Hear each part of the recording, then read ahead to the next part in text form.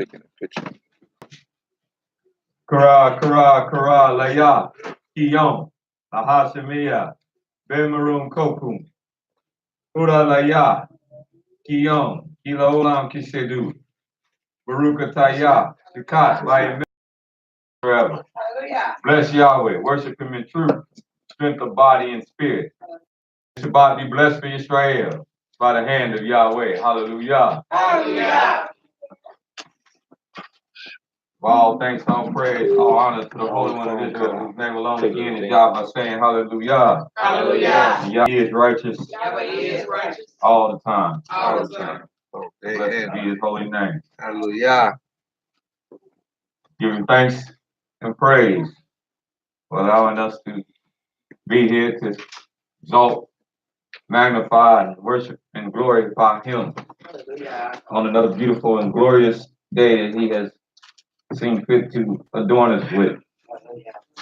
A day we have not seen, a day we will not see again in its entirety, unique to itself. But we should be glad and rejoice in it, praising His holy name. Let us turn and get ready to open. In doing so, going to Psalm 122. We start with our reading.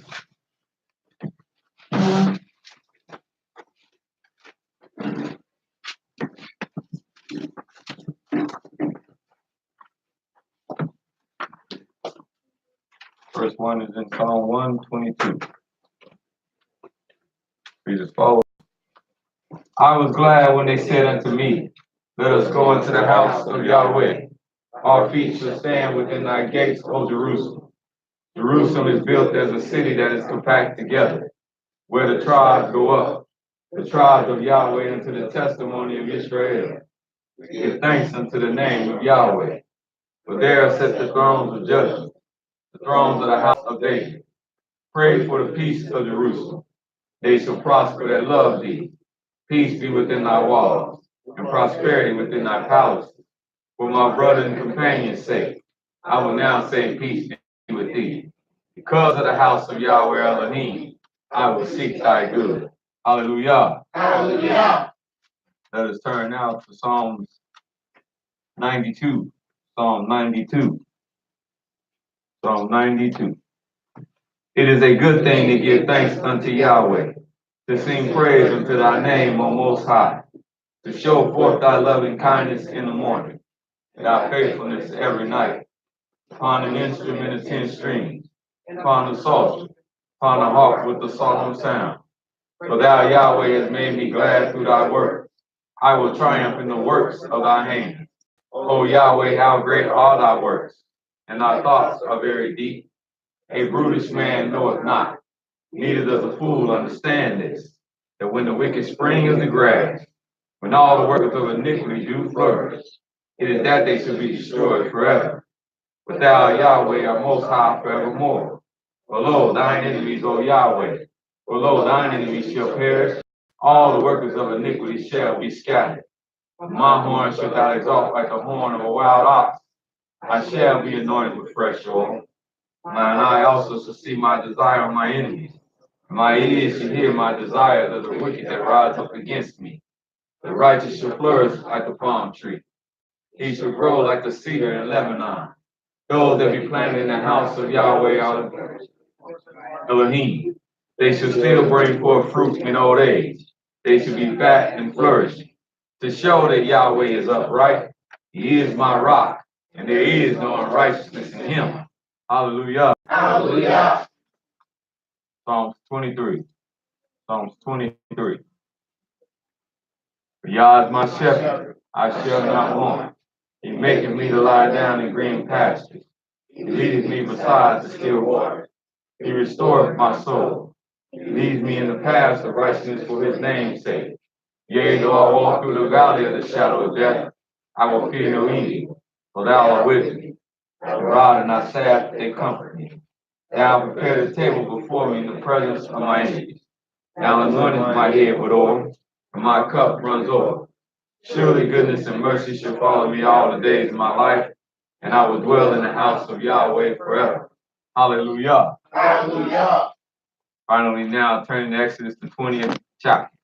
Here we find the words of Yahweh Elohim, which he wrote with his own finger upon 2 tablets of stone, delivered them into the hand of his servant Moshe on Mount Sinai to teach him to the children of Israel, even his great covenant, the 10 commandments, which he would use to bind his nation, his people, unto him forever, and he unto us. Hallelujah. Hallelujah. And Elohim spake all these words, saying, I am Yahweh the Elohim, who have brought thee out the land of Egypt, out of the house of bondage. Thou shalt have no Elohim before me. Thou shalt not make unto thee any graven image, or any likeness of anything that is in heaven above, or that is in the earth beneath, or that is in the waters under the earth. Thou shalt not bow down thyself to them or serve them. I, Yahweh the Elohim, am a jealous Elohim, visiting the iniquity of the fathers upon the children, unto the 3rd and 4th generation of them that hate me, and showing mercy to the 1,000 of them that love me and keep my commandments. Thou shalt not take the name of Yahweh Elohim in vain, for Yahweh not hold him guiltless that taketh his name in vain. Remember the Sabbath day to keep it holy. 6 days shalt thou labor and do all thy work, but the 7th day is the Sabbath of Yahweh Elohim. In it thou shalt not do any work, thou nor thy son, nor thy daughter, nor thy manservant, nor thy maidservant, nor the cattle, nor the stranger that is within your gates. For in 6 days Yahweh made heaven and earth, the sea and all that in them is, and he rested the 7th day. Wherefore Yahweh blessed the Sabbath day and hallowed it. Honor thy father and thy mother, that thy days may be long upon the land which Yahweh Elohim giveth thee. Thou shalt not murder. Thou shalt not commit adultery. Thou shalt not steal. Thou shalt not bear false witness against thy neighbor. Thou shalt not covet thy neighbor's house. Thou shalt not covet thy neighbor's wife, nor his manservant, nor his maidservant, nor his ox, nor his ass, nor anything that is thy neighbor's. And all the people saw the thunder and the lightning, the noise of the trumpet, and the mountain smoking. And when the people saw it, they removed and stood afar off. And they said unto Moses, Speak thou with us, and we will hear. Let not Elohim speak with us, lest we die. And Moses said unto the people, Fear not, for Elohim has come to prove you, that his fear may be before your faces, that you sin not. Hallelujah. Hallelujah. Hallelujah. Hallelujah. Hallelujah. Hallelujah. Praise the mighty Yahweh. Yah is righteous all the time. Both day and night. Hallelujah.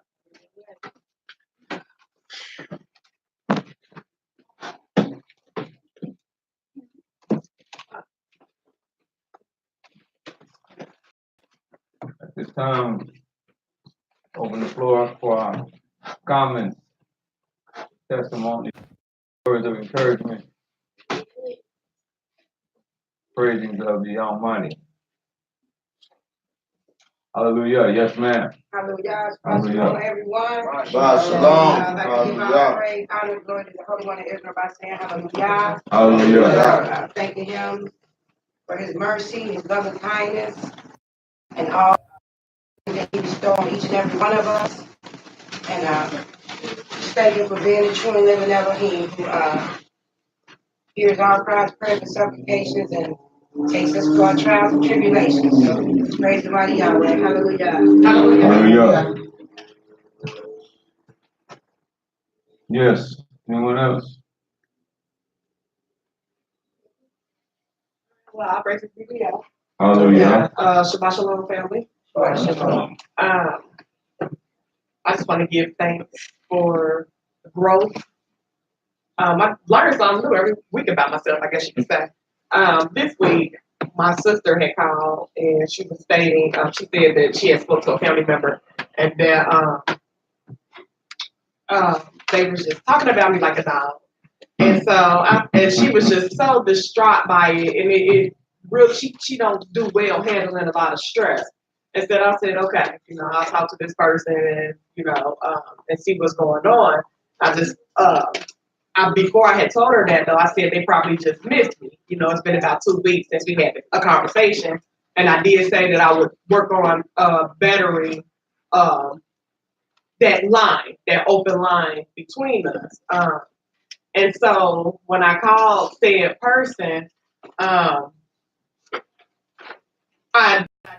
just said, hey, how you doing? You know, and the said person tried to start the moment I called. They're like, oh, you didn't butt down me this time because y'all knows me. And I would have never called. And I kept saying, I need a call, I need a call, I need a call, but I would never call. And so 2 weeks ago, I kept butting. It went my phone on lock. And that how that happened, I don't know. And so they were trying to be a smart butt, but I didn't feed into it. I said, nah, I meant to call you this time. You know, I was calling to see how you were doing, and I heard that you and such had a conversation, and she was very distraught by it. And I didn't say, you know, what was said. I just, you know, said I just figured that you missed me, you know, and I kind of just threw it out like that. And so, long story short, we ended up talking on the phone for 4 hours.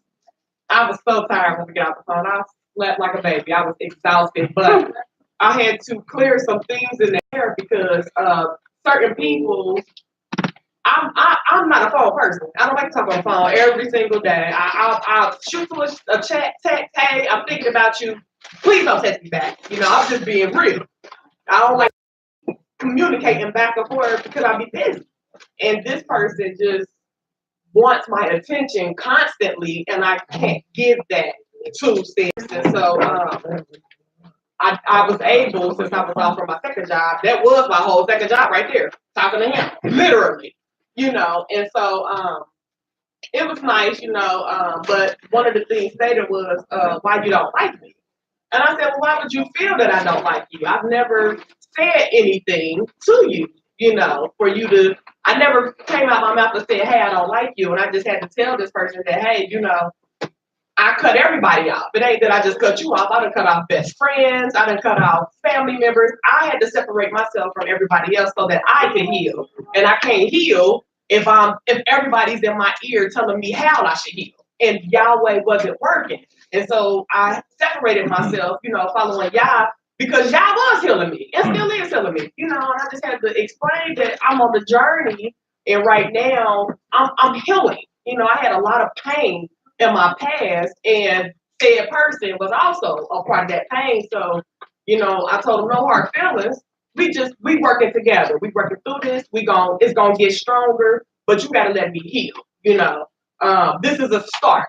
You know, and then I told said person, it's not just you. You know, it's the other person too. You know, and so, you know, don't feel like I'm just throwing everything at you. It's not just you.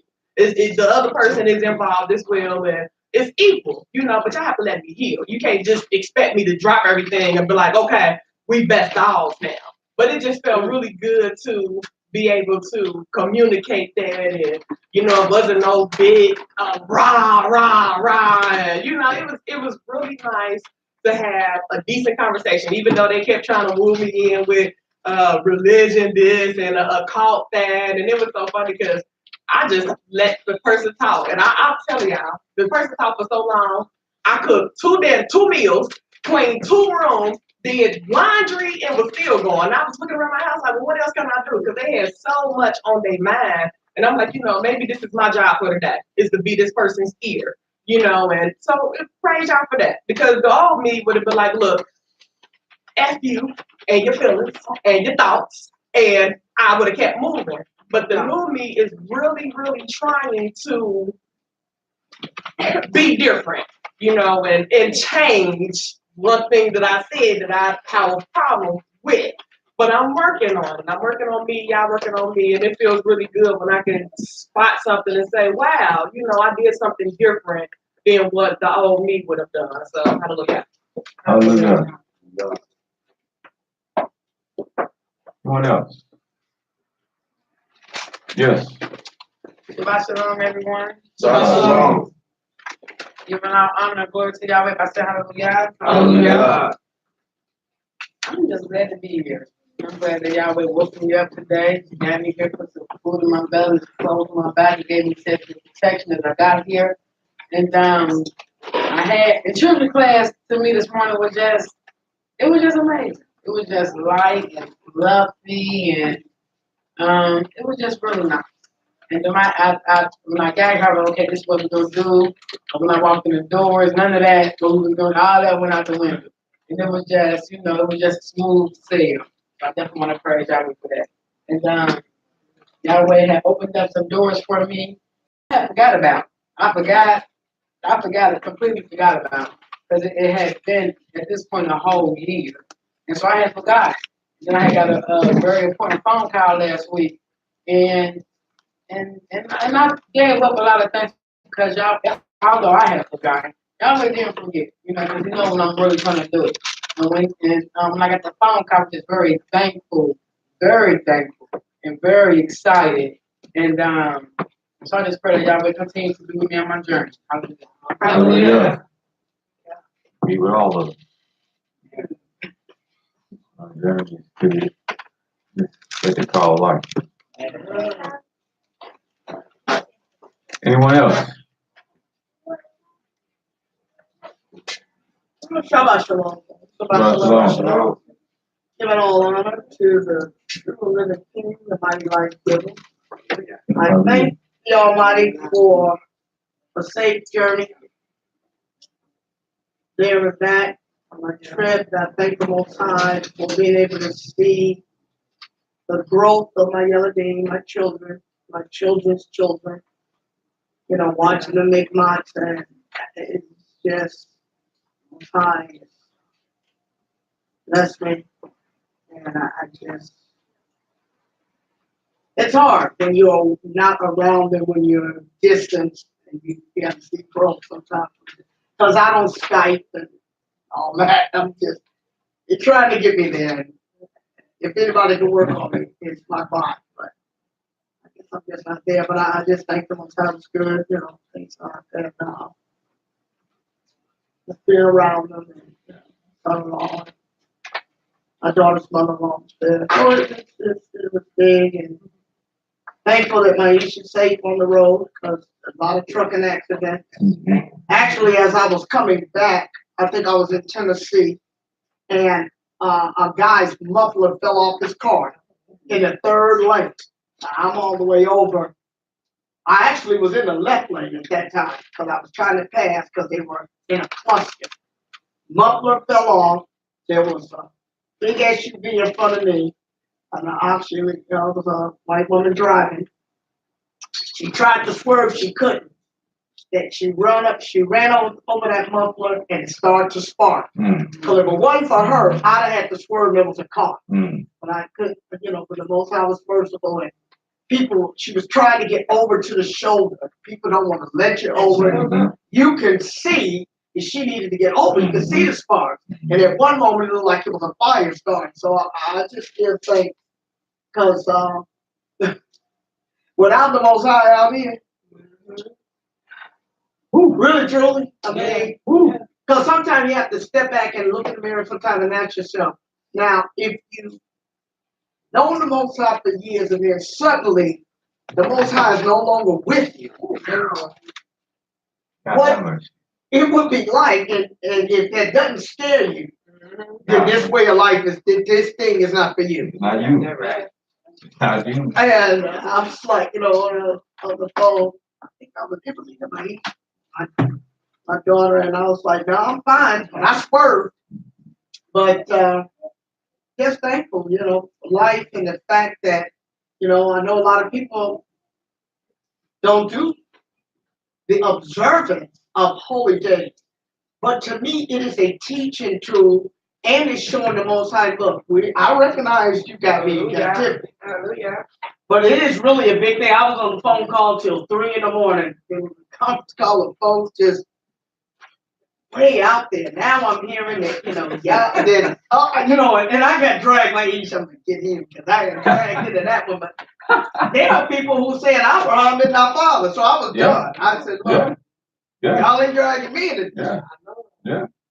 Because, if you read Deuteronomy 28, and you go up to an Irish person and they want to say that's them, then it's insidious. It's us.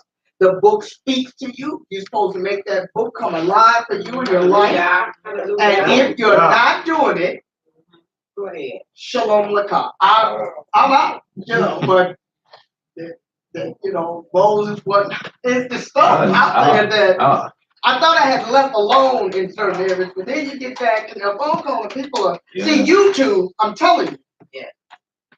The Holy Spirit is working on them, but I know the Most High is doing it for a reason, and I pray that the ticket to be a part of the remnant, I ain't gonna lie, hopefully they're making it that much shorter, and my chances that much better. Yeah, I ain't gonna lie to you, but y'all know I get grilled, or how my husband say 24 carats, is that how they say it is? Because it sounds so shit like that. But no, that's what Abraham is not. Well, But I think that you've heard it. See, a lot of Yeah, stuff I- that be coming. I want you to hear something. What are you? I get it through the grapevine. Abraham, not our father. But who is it? Abraham was not a Hebrew. That come from a respected teacher. See, that's a whole. Well, that's He another. said he wasn't Hebrew. And when they told him, when the one teacher called me and told me, I said, well, if he wasn't Hebrew, what was he? And he said, well, he said he wasn't Hebrew. And that's a respected teacher. Not of distance. I ain't gonna. Now he's not an Israelite. Yeah. No. But Abraham is not an Israelite. No, I thought you were saying the teacher. Oh, No, I'm just no, saying with he's some of not. the people. No, he wasn't saying. He wasn't saying By Israelite. mistake, He he said- wasn't an Israelite. No, he said he's not Oh, no. Hebrew. I mean, this folly is it's way out there. Yes, and this is what, and like you said, YouTube and Well, some of the stuff I'm Facebook, being told because I and don't watch. you can pick that thing up, and that's why I tell them, It's sucking them in like You a vacuum. don't send me all that stuff, cause it have your head spinning, and it don't take 5 minutes to get it there. You can get it right when they open up, It's toxic. and you just My son-in-law showed me some stuff. I was like, okay. He said, I just want you to see him. And no. Don't with y'all kids on there. I mean because it's whatever. It's bad. It's whatever people can make up. I say now I do some bad things Yeah, but where they in my life. I make some mistakes, But we're none of them are perfect. but this ain't one of the things that I make no mistakes about right here. Because we're accountable. Yeah, I make my mistakes. I'm going through the uphill battle of mistakes that I've been in the midst of and dealing with. But teaching this Yeah. ain't one of them mistakes. Right. Yeah. I don't come making up nothing and putting nothing out there and changing stuff all over. I come and I deal straight way with this. If I don't know it, I tell you, look, I get back with you when I do know about it. But I don't come talking about no 15 galaxies out to the next nearest star. And this is where the Almighty concede himself and all this. This is foolishness But I that wonder people do they be doing. realize you're accountable for what you tell people. This is foolishness. Whether you're a teacher or somebody asks you on the street, that true lot of people stuff, you are accountable. And you're accountable not to me, Exactly. you're accountable to him. And if you don't It's like know that, It's like the brothers and the groups that had the Enochian calendar. They had it out and was doing all kind of YouTube stuff. Enochian calendar, and I mean, you know, they was drawing it up and everything. And they said 2018, we will be 400 years. We'll be over. Let me ask y'all, what year is this? 2019. Y'all in Jerusalem? I don't know. We ain't even in Jerusalem, Pennsylvania, let alone the Holy Land. You've been there on the truck, but we ain't been there. Yeah, that better. We ain't been nothing places. Huh? Yeah. But now that's the thing.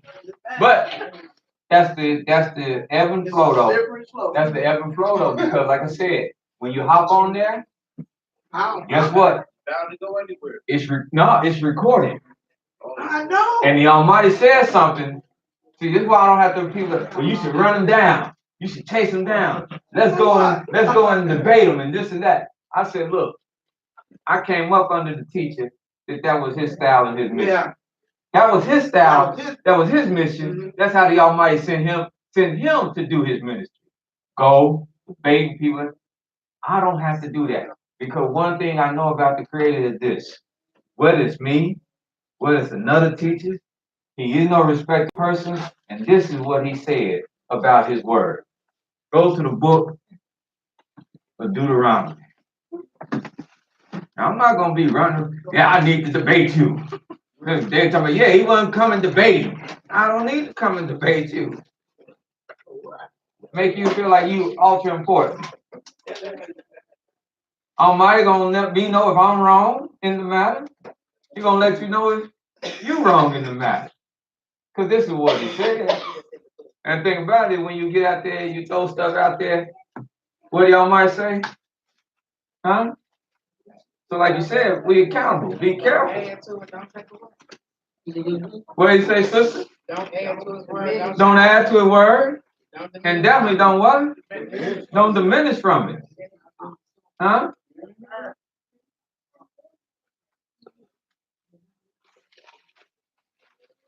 Yeah.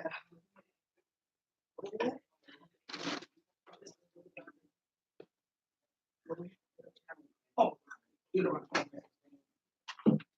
But there's also something else he said. Deuteronomy 18. Oh, yeah, that's. And this is that accountability you're speaking to.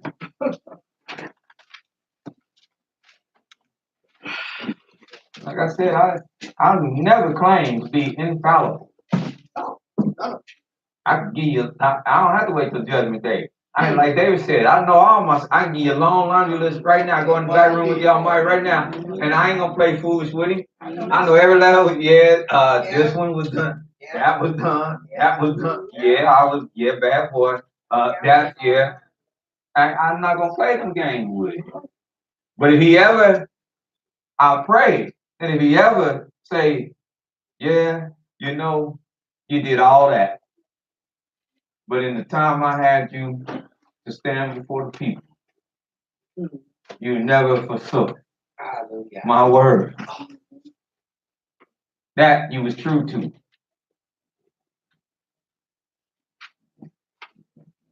Deuteronomy 18. And see, people want to be. That's another thing you have today. You got, like I said, you got people that they come and making up stuff, teaching all because they can be on YouTube and make up pamphlets and books and send them out all over the place and just doing all kinds of things because people want to be of something. And all through the Almighty Scriptures, he's always been against that because he said, I work with whom I work with. And most people I work with, you would never think to set them up. You would never think to set them up. He said, that was the story with David. Who would thought that he was to be set up? That's why he went through all them brothers. And even the prophet himself, he said, man, he said, I'm holding these stuff. He said, and Yahweh, every son you done brought me, he ain't found favor in none of them. He said, but he told me that it's got to be one of your sons. And yes, he said, yeah, I got the last one. But we got him way in the pasture. These boys, they're rust. They've been trained. They formally trained. He said, he's a. Remember you said, yeah, he's a baby. Also, he said, well, go get him. When he talked to him, He said, this him. This the stone that the builders have refused. That's Yah's head cornerstone. Yeah. So sometimes when they start talking, even in your mistake, when they talk, because they gonna talk about it. And sometimes you just got to get that, you got to be like that hog, that hog that turned to a razorback. His skin get thicker and tougher. And that's what you just got to get thicker and tougher skin. Because often the one that's rejected of men, that's the one the Almighty found the light in. But to Deuteronomy 18, Yes, sir. 15, what do y'all say? Hallelujah. Yahweh thy Elohim will raise up unto thee a prophet. Who will raise him up? Yahweh. Who will raise him up? Yah. Not even another prophet can really raise up another prophet. Hallelujah. Now, if the Almighty haven't called him, he can study under him. He can sit under him. He can even be next in line. But if Yahweh have not ordained that prophet to do what he wanted him to do, and don't get me wrong, because there was many prophets. There was never just one prophet. There were many prophets. But the Almighty have a prophet to do what he having to do, and that's what he means. He will raise him up. Oh, God. He will raise up whom he will to do what he wants. So he will what? Raise him up a what? A prophet From where? from the midst of thee, of thy brethren, like unto me. Unto him ye shall hearken, according to all that thou desirest of Yahweh thy Elohim in Horeb, in the day of the assembly, saying, let me not hear again the voice of Yahweh my Elohim, neither let me see this great fire anymore, that I die not. Because the people didn't want to be accountable. All right. That's why they asking this. That's what he said they desired. They didn't want to desire nothing mystical, nothing. They desired not to hear Yahweh's voice himself. Not to have him communicate with them himself, so that they thought they would not be accountable. Mm. But you But you're still accountable, whether it come from Yahweh's voice, or whether it come through the prophet, or whether it come through a frog. You accountable. Oh, God. Go ahead. And Yahweh said unto me, they have well spoken that which they have spoken. I will raise them up a prophet from among their brethren, like unto thee. That's why never Muhammad could be a prophet to Israel. He wasn't of our brother. That's why we denied him. He wasn't of our brother. Hallelujah. That's why nobody of other nations can be a prophet to us today. They jumping on TV, channel 43 and channel 22 and all kinds of channels. I am prophet. Yohuna Smith of the ever living tabernacle of the First Corinthian Baptist Church of United Kingdom. You're like, what is this? First. Yeah, but he can't be a prophet to you. All right. Because he's not your brother. All right. And he's not your brother, meaning he don't experience. There was a reason why he said of your brother. Because the prophet had to experience also and be familiar with the things that his people, his brother and his sister was experiencing. All right, hallelujah. I listened to one of my brothers earlier down in Atlanta when he said something happened to him. Yes, sir. And he said the guy was with him. And the incident made him feel real bad. Because that's oftentimes what have to happen. People don't feel bad until they can hear about things, but they don't feel bad until they in the midst of it. But that's why y'all might say you have to have a prophet to speak to you that's of you. And in a lot of cases, done went through worse things than even you done went through. All right. I done put him through things that the average person, I don't put them through. I done put him through things that I done whooped him and tried him and burned him in the fire so that when he come through it, he can speak to you in a different manner. You can't tell him, man, you can't tell me nothing. You ain't never been. I've been there. That's what he gonna tell you. Been there, did that. I know exactly how you feeling. Because this, unlike what people think, this, like you said, prophethood, to work on behalf of the Almighty, it is not a light thing. All right. They didn't like It's not a trivial thing. This is a serious matter.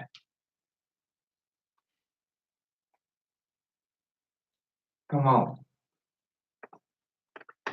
And will put my words in his mouth, and shall speak unto them all that I shall command him. Yes. And it shall come to pass that whosoever will not hearken unto my words. See, now he's gonna talk to the people. If you won't listen to him when he speaks, I will what? Which he shall speak in my name, I will require it of him. Yeah. But the prophet Yeah. which shall presume to speak a word in my name, There it is. which I have not commanded him to speak, There it is. or that shall speak in the name of other deities, Uh-oh. even that prophet shall die. See, he didn't say they had to be Christian or Muslim. He said if he just take it upon himself to start speaking things in my name that I never gave him permission to speak. What did he say about him? He gonna die. Yeah. Huh? Is that what he said about him? What's going on up there?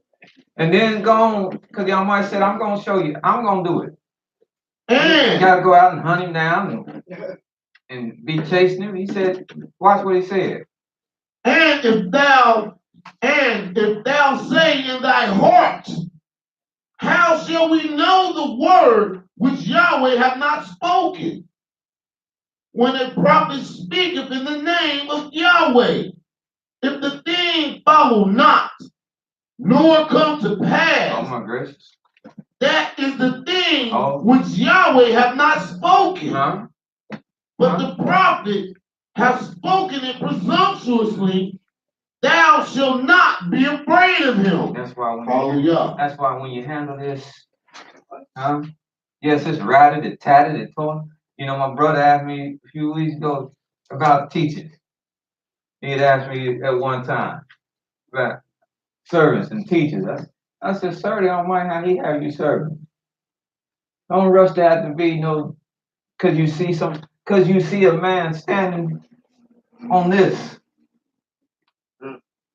There's room to serve y'all in all his house. That's why the psalmist said, I'd rather be just a doorkeeper. Hallelujah. Hallelujah. There's room in all his house to serve him in any capacity. Cause this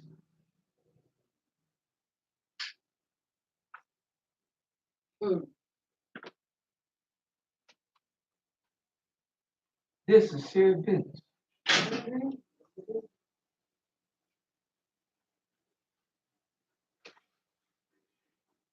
Y'all don't know that recently how many times I had the thought of sitting myself down.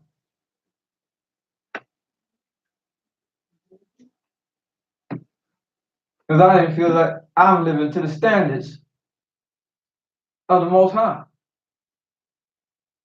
Because this is serious. It's a serious charge. Yes, sir. Hallelujah.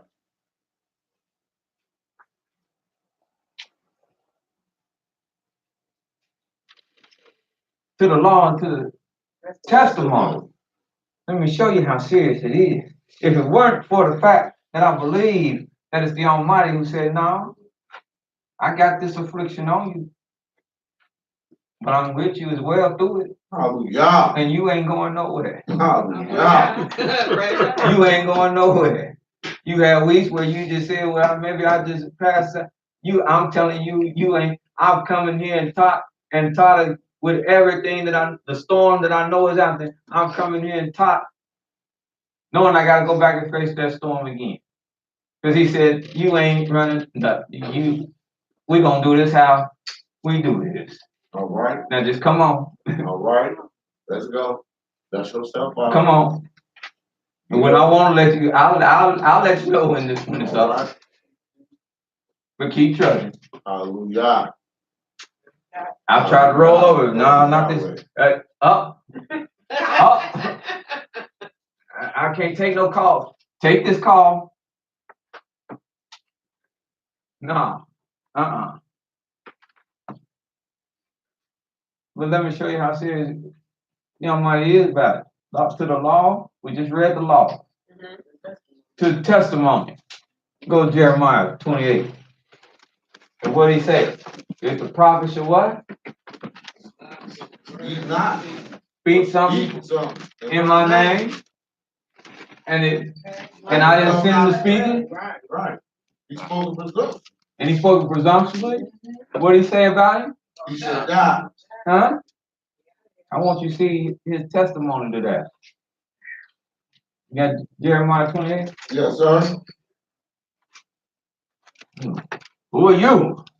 I ain't nobody, but it's time to start getting serious about this and life in general. Because like I said, sister, either we gonna do it or we gonna leave it alone. All right. Because them the only two options. Because even if you faking, you already done left it alone. You just faking. But y'all might already know you done left it alone. So we either gonna do this or leave it alone. Right. Start today. All right.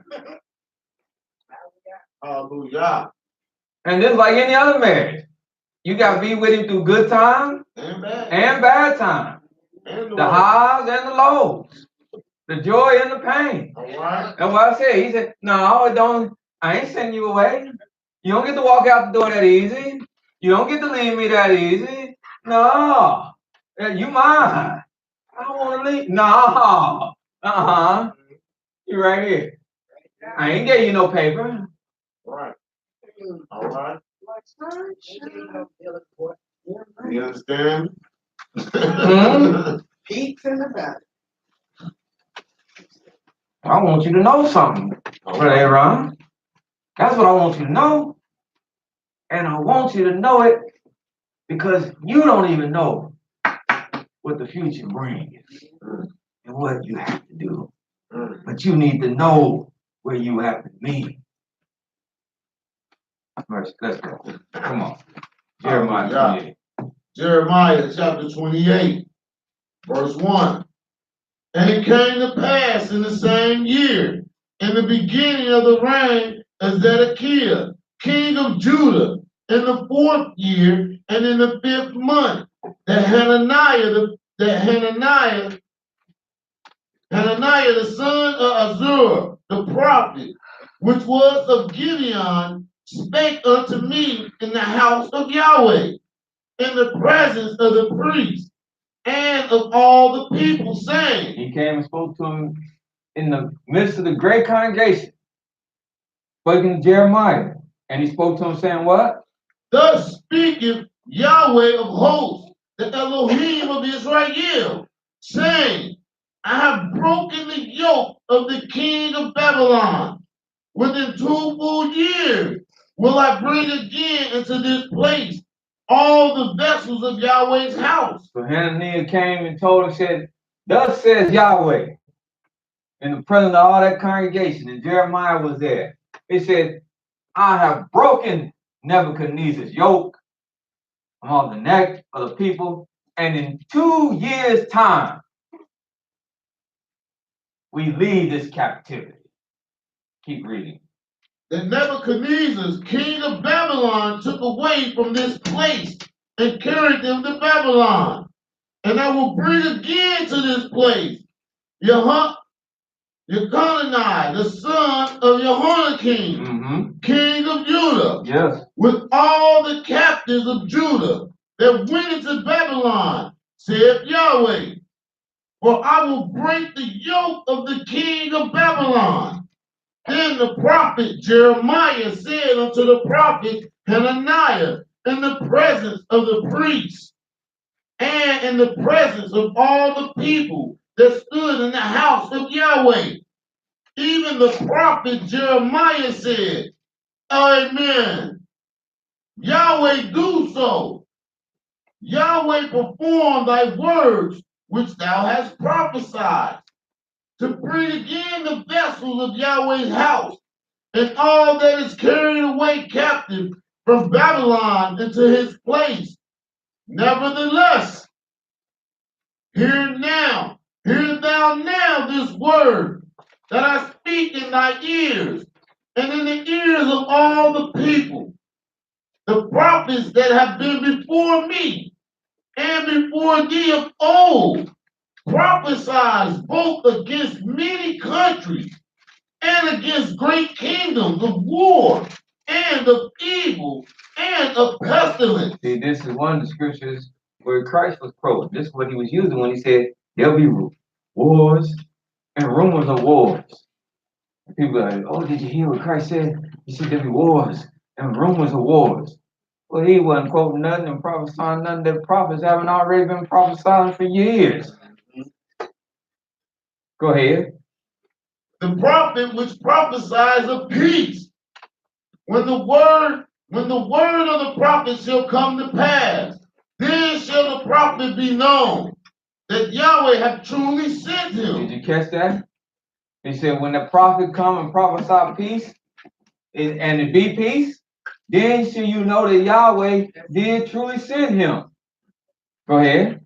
Then Hananiah the prophet took the yoke from off the prophet Jeremiah's neck and break it. Because at this time they said, I and my children and the children were for signs and wonders, and the prophet was always up for signs. And Jeremiah was wearing a yoke.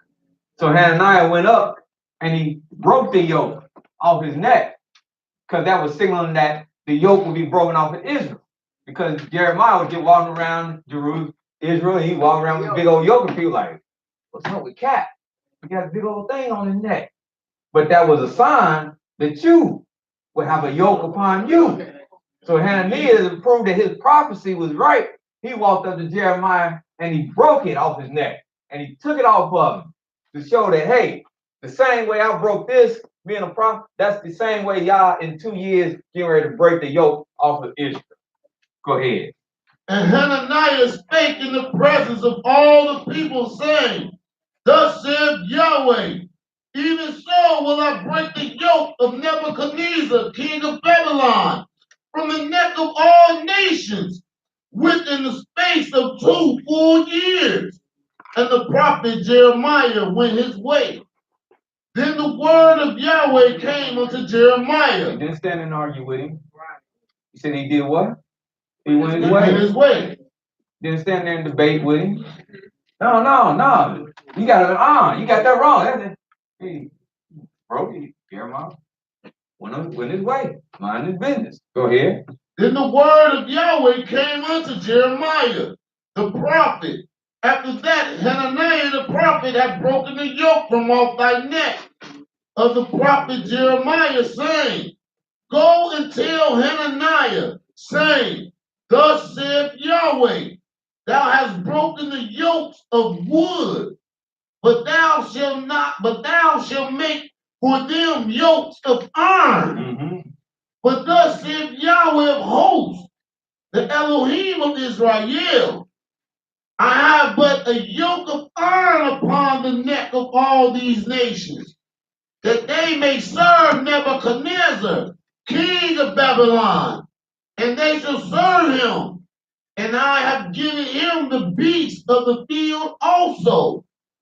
Then said the prophet Jeremiah to Hananiah, the prophet, Hear now, Hananiah, Yahweh have not sent thee, but thou makest this people to trust in a lie.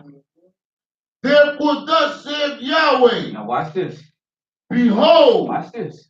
I will cast thee from off the face of the earth. Uh-oh.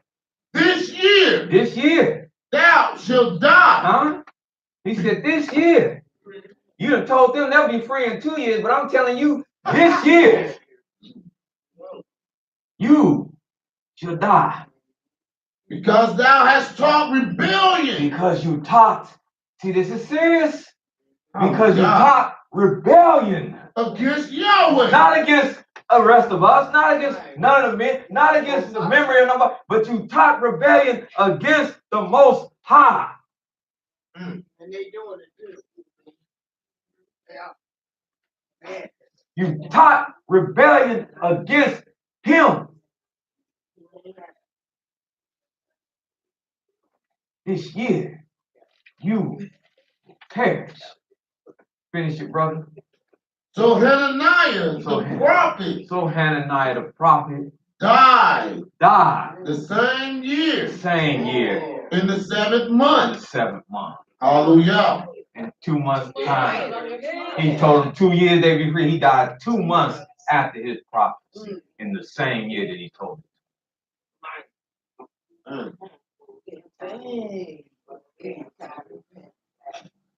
And don't we talk about it, but seriously, Because for Almighty God, this is serious. Yes, sir. The people is in a serious condition. Yeah. The world is in a serious condition. Yeah. If he raised you up to handle this word, you don't have time to be coming around full-time foolery, as one of my elders used to say, and skullduggery with people. You don't have time to do that. And what even you say, man, no. I said, well, teacher. He said, no, He said, I teach. He said, but I'll leave that. No. Chief, this, the prince. Titles. Yeah, Titles. I mean, I was in the midst of all of it, I tell you, man. Yeah. Oh, Hide this. Yeah. Hide that. I go ahead. and the very thing they teaching not to do, they do They it. do. And thing about it is, because I was asked about that, like I said, and I've been telling you, you can't hide. So if you're gonna teach and condemn folks for wrongdoing, the first person that you must condemn when you condemning the folks wrongdoing, the first person you must grab and condemn is yourself. They're not doing that. Hallelujah. But they won't do that. They're not doing that. They'll condemn everybody else, Yeah. You saying look bad? but they saints. Mhm. They won't condemn everybody and say, but you know what? Boy, let me tell you about me.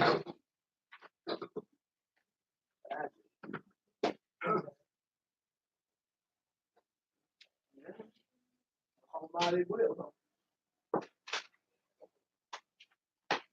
Almighty will. Huh? Those titles? And I'm not trying to turn this into nothing greatly about me, but y'all know. They know even when I go, man, want to give me a 5-minute introduction. And I'm not saying that they're doing something bad, but I don't need all that. This is a great brother out of some men says, I don't need all that. It's my time. Brother Aaron, I don't need one more. Brother Aaron is ready to come up. Let's greet him. That's all I need. Let's go. All that time, leave that. That don't mean nothing to you. Leave that stuff. I know to respect each other. You know, there's But some people, that's what they gotta have. If you don't set them up right, they upset. It wasn't long enough. They didn't give them all my credentials. They didn't tell them about when I was this and 10 years ago how I did this and how they didn't run it all down. Man, I'm upset. Man, get up there and teach and shut up, man. And when they Sit get down. up there and teach, Then they gotta tell when they get up there. but it's like a bear market, cause what they're saying going straight down. And they tell them, hey, you got about 20 minutes to speak. They done took 15 of them trying to set up their credentials and then they want more time. Stop this. This is serious business. Yes, sir. Ain't even been potty trained. This is serious business. Like I said, when I go the way of all flesh, I've told my son, he ain't even eulogize me, because when I go the way of all flesh, even in my death, it don't even be, y'all might be at the shortest funeral. If y'all have seen, then they is. You ever seen? No, because it don't even draw that all out. Right. Show respect. How to do it that, get up there, speak from heart, and let them know one thing, because there's a million things I failed at. But let them know one thing. My father taught his heart out when it came to the word of God. And then you can tell them now, go home. So they can go home and talk about it. Like they've been talking about me while I was alive. Let them go home and talk about it.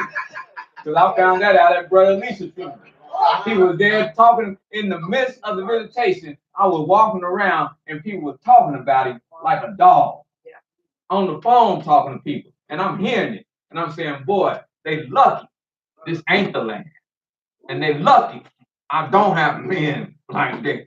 Cause boy, you would have saw some bloodshed that day. It would have been more than his funeral. Cause I was hot.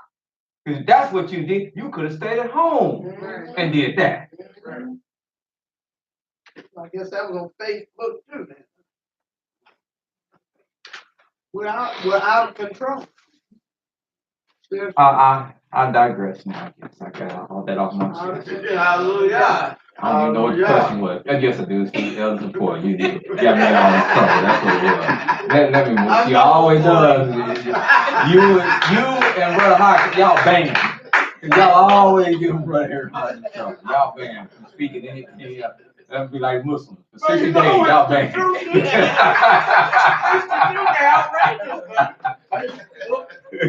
I couldn't believe some stuff I Oh, saw. it's horrible. Some of the things you hear is just horrible. And the book is not that hard. The book is not that hard. The word is not that hard. That's why y'all might say it's simple. People take it and complicate it so much. People, that's why they don't know what to believe out of it. They're like, I don't know what to believe that. I've seen Israelites here. I've seen Israelites. I've seen some of y'all, and they don't be knowing what to believe. Then on top of the other stuff we throw on there, I mean, you just be like, head just be. You don't know you coming. Let me just say this last one. Now, polygamy is a custom. Custom. Why are they teaching this alone? They teach us law. And then it's outrageous. I'm telling you, see, I can get you again, but I know you can. Because, you know, I just want you to see this last one. You know. They teach us law. And Zeke, you know, mine used to tell, because I really don't go. Yeah, some camps. But some of the stuff they're saying. Some camps they teach us law. And this is serious, because if you don't realize you are accountable for what you say, and you got They people teach out brother there. like myself, brother like Icon, brother like Elder. But they'll teach we wrong. That's what, because that's what you're saying. Because if it's law and we don't have more than one wife, then they teaching that we wrong. If you establishing that as law and you must have more than one wife, then them, the men that have just one wife, they are wrong. But some of these But men it's can't not. even pay for themselves out of a cardboard box. I'm not even going there. I'm not even going to see you trying to draw me. I know, but We're okay, not doing that. I'm We're gonna stop right now. We ain't even going. But he's probably listening. We're not even Come going. on, man. Yes, sister B. Oh, good today, though. Tired. I had a question we were reading about Yahweh ordains the prophet. Yes, ma'am. Back to Deuteronomy. Yeah. Uh-huh. How are you ordained by Yahweh? How are you ordained by Yah? Hallelujah. Besides that, I know the oil got you gotta do, but I mean, Well, before the oil, you ordained. yeah. Go to Jeremiah again.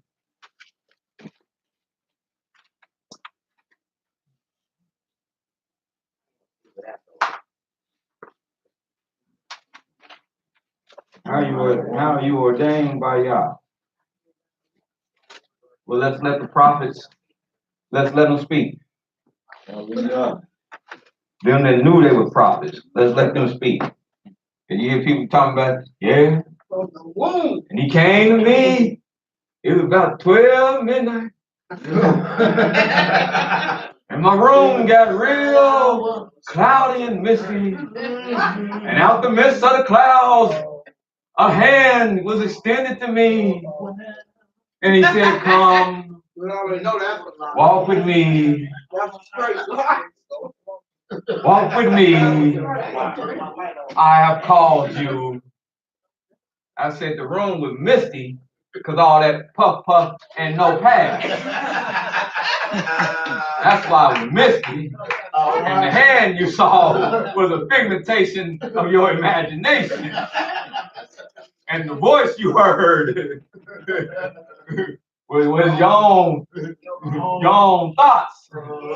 Or Jim Beam speaking to you. And that's who was talking to you. All right. Hallelujah. Well, how are you ordained?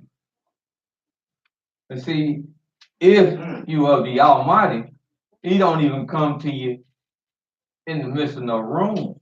All right. Almighty said something. He said he know every last being on the face of the earth. And he know every last work that he want them to do. He know every last, what did we read last week? What did we read last week? When we was reading about the Passover in Exodus. He told the Pharaoh that was sitting on the throne at the time of Exodus, no matter who he was, he said, for in very deed, this is why I what? Even raised you up. Yes.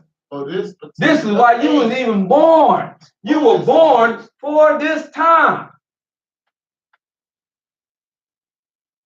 Don't think this is just, go. I'm on the throne. And now all this happened. For this time, you was born. All right. When nobody thought you to be nothing. All right. So the same way, like he said, I make vessels for my good and evil. When I make them, I already know they purpose. All right. Hallelujah.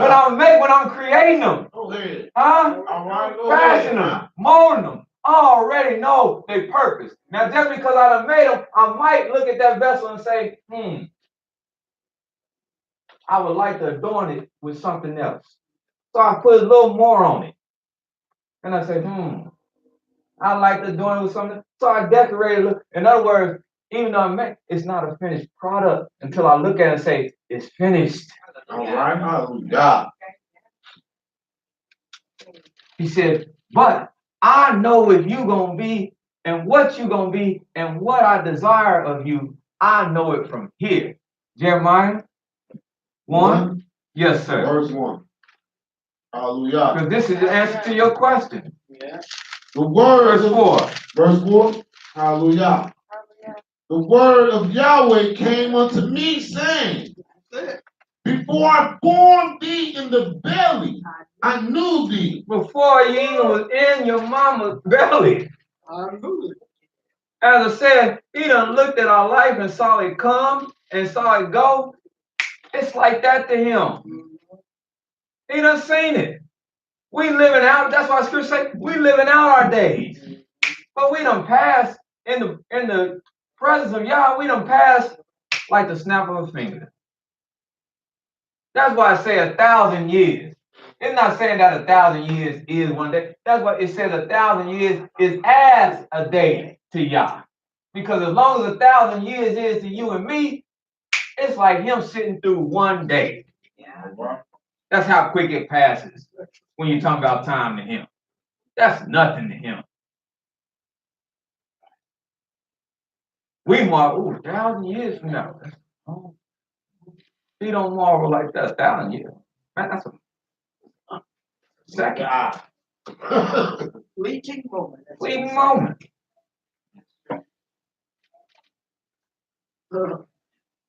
But he said, before I formed thee in the belly, I knew thee.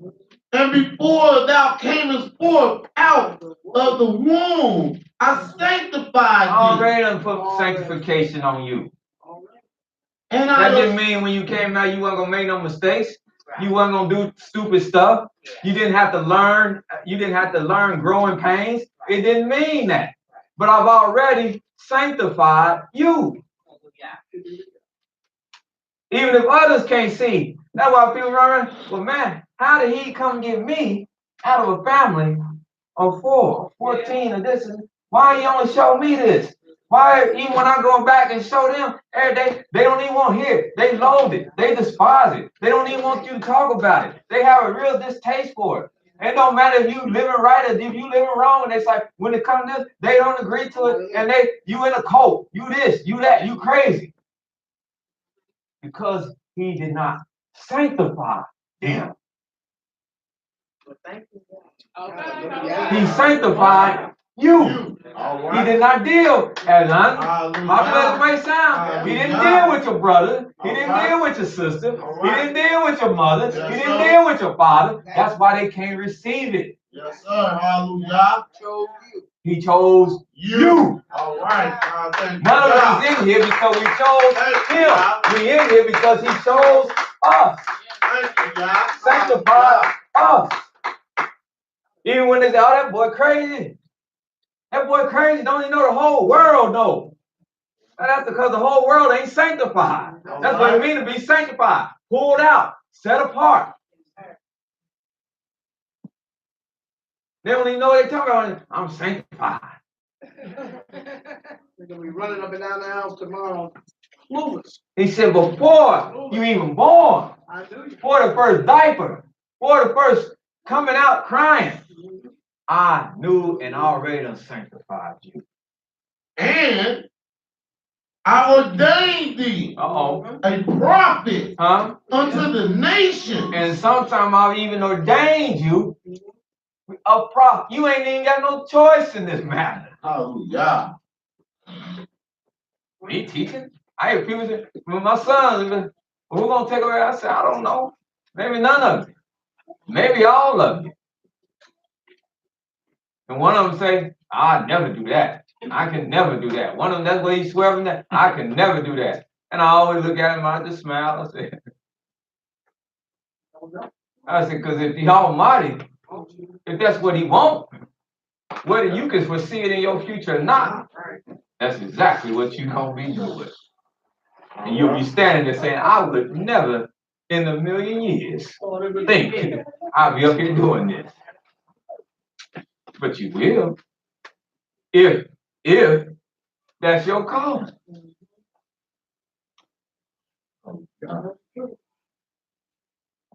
Come on. He said, go ahead. Verse 6. Then said I, Yahweh Elohim, behold, I cannot speak, for I am a How child. can I be a prophet? How can I speak? I'm a child. But And Yahweh, that was literally, but sometimes even a grown man, you still a childish. yes. Hallelujah. He said, when you gonna Hallelujah. get your act together? Hallelujah. When I learn how to get it together, because a lot of grown men, they ain't learned. Just because they got a number attached to how long they've been here, 40 and 50 years old, that don't mean they done learned everything they need to learn how to be a man. All right. It's not until the Almighty give them that real good All right. moment that they say, hey, we got to kick this in high gear. We got to kick this thing in high gear. And no more boyish stuff. This got to be, I got to grow up and I got to grow all the way up. And there is no number to that. That's why you still got old fools running around here. Okay. Very old fools. There is no number to that. There is no number to getting it because not that he was a fool, but the Almighty didn't come and demand perfection out of Father Abraham till he was what? Almost 100 years old. Yes, sir. Because that's what he's saying. He's saying now is the time we stop playing games. I am El Shaddai.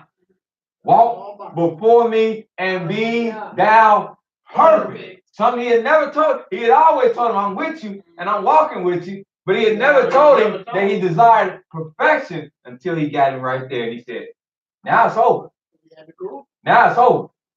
Walk before me and be thou perfect. Yeah. Now everyone's, so all my excuses, they gone. All my they gone. This entity is telling me now I got to walk and almost darn near be like him. And he started in that mission. But he was well advanced in age. But here the child said, I'm but a child, I can't speak. But Yahweh said unto me, say not, I am a child, but thou shalt go to all that I send thee, and whatsoever I command thee, thou shalt speak. Be not afraid of their faces. So you got to do things to you, though, to get you to that point. This ain't just writing pages. And when he tell you be not afraid, that means he got to do things to you. He got to do things in your life where fear starts fluttering. If this is what he wants you to do. But when you go and speak to people and they getting all riled up, they jumping all up, they getting all emotional, you can't be, man, you see how he's looking? They're looking at me like they're gonna kill me. I better sit down and cut this short. You see how they getting upset because I'm talking about their teaching? You see how they getting upset because I'm talking about the titles? You see how they looking at eyebrows are raising and they down there whispering amongst each other? I know it ain't nothing good. Ooh. Ooh. You see, they told me they closed the door, but they all around. You afraid? You say, yeah. Close them. We don't want to offend nobody. Oh. Almighty Sad, but said, nah, I ain't saying it. They get offended, that's their problem. All right. We're gonna speak this word. You got fear in you. Huh? Except for the fear of Yah. So that's the only fear you need to have. Is the fear of me. Not the fear of man. Hallelujah. And I got to do things. I know what I had to do to get you to that point. Go ahead. Be not afraid of their faces, Mm-hmm. for I am with thee to deliver thee, saith Yahweh. Because y'all know them hard looks we give each other. Mhm.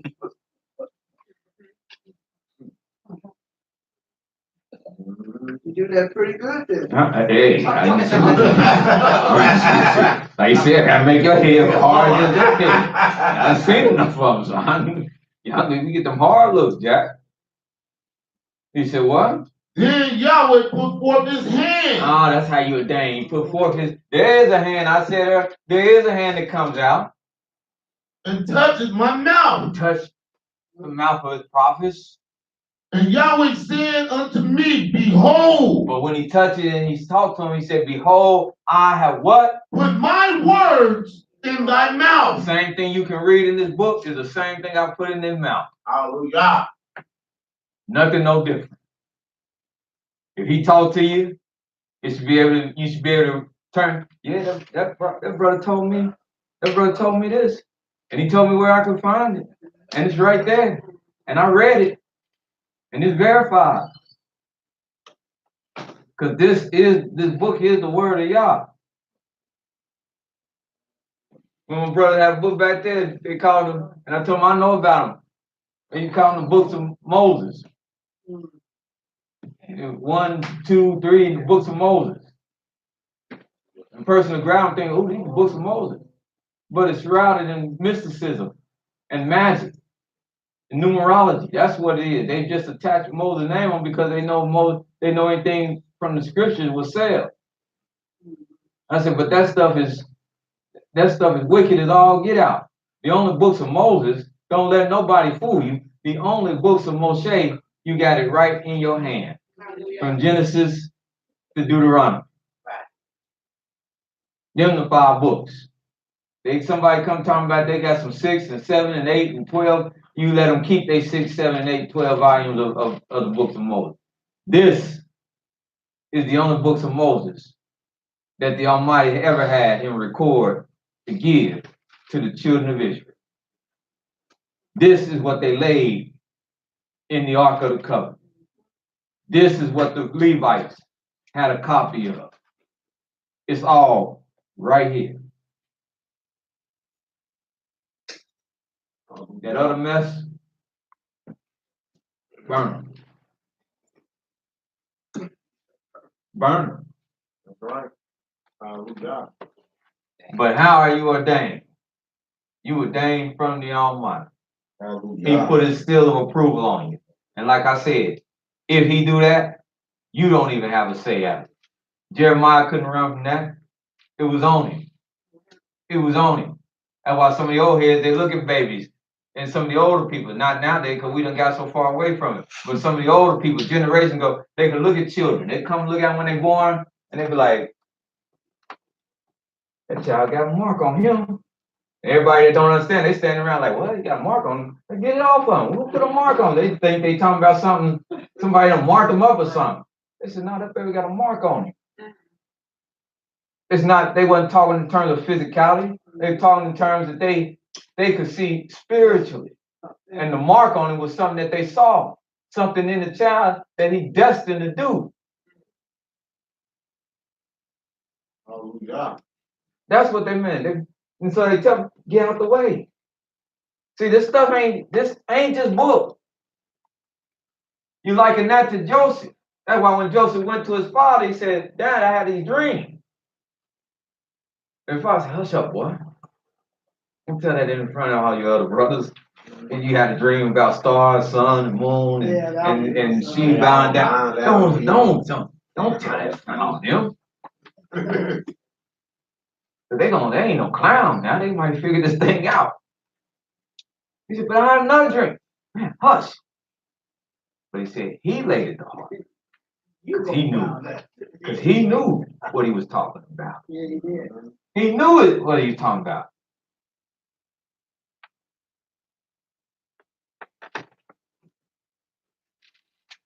Hallelujah. Hallelujah. Hallelujah. And even in that, Joseph is ordained. He's sanctified. But what did he go through before he could come to fruition of being the Almighty's vessel? Brothers turning against him, wanting to kill him, got enslaved, in and out of prison. Huh? Like I said nowadays, huh? You see somebody going in and out of prison? I ain't fooling with them. They cast you away, don't they? Yeah, you can't tell me. You don't know what he going in and out of prison. You don't know what he going in and out. But he's not like his other cousin and brother. You don't know why he experiencing these things in life.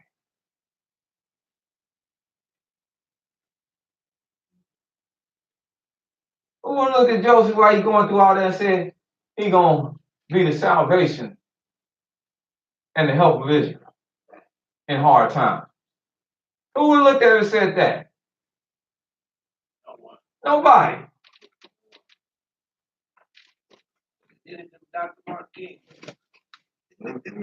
Nobody.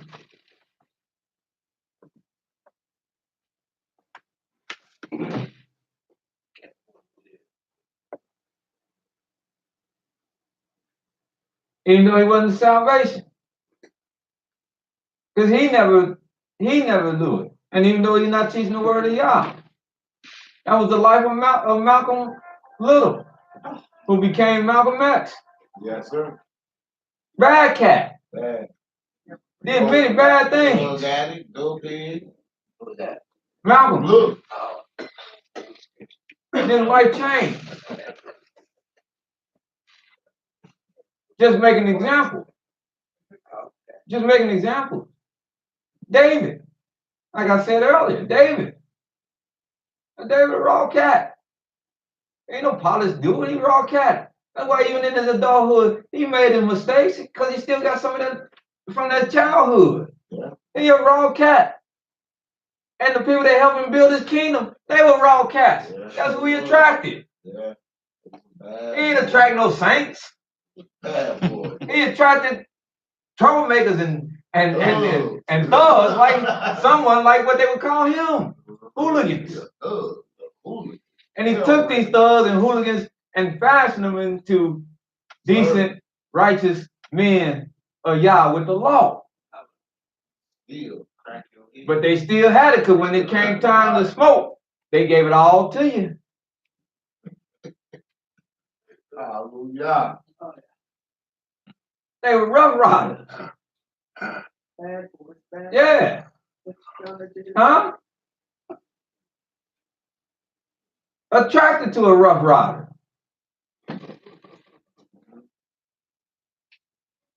But attracted to a rough rider that had the Almighty in his life that when he wanted that molded in fact, okay, it's time to stop being a rough rider. Right. It's time to start being like this. It's time to start being like that. It's time to start being like this. It's time to start doing things like that. They were like a flag in the wind. He was at the disposal of the Almighty. This is deep, y'all. Sir. Oh my God. And some men only reading this. Some people only reading this. And some people is experiencing this. Oh God. which makes it all the more realer for Sir. Oh, God, that's a them. good. And the Almighty get ready, they gonna go. What I say? Oh, God. Cause I used to, cause I'm gonna be straight with you. I used to be like, Elder Support. I hate her saying that about her ticket and all that. But the more I understand, I say, she's right. Even if we don't want to say it, she just saying it. But hey, the more you get yourself real, it's fewer tickets. Hallelujah. They say first come, first serve. You ain't ready to get there, then there's not gonna be many tickets. And if you keep messing around, you ain't gonna get a ticket.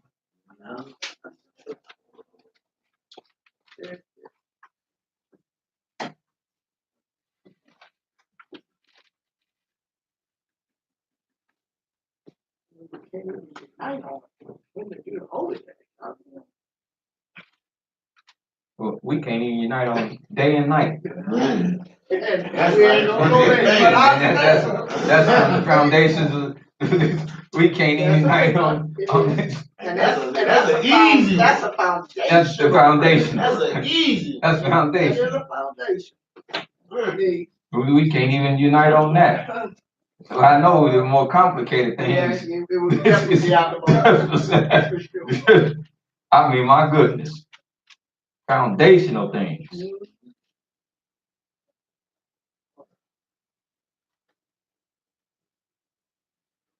Where I tell y'all turn, Book of I Isaiah. have so many things going in my head. 49.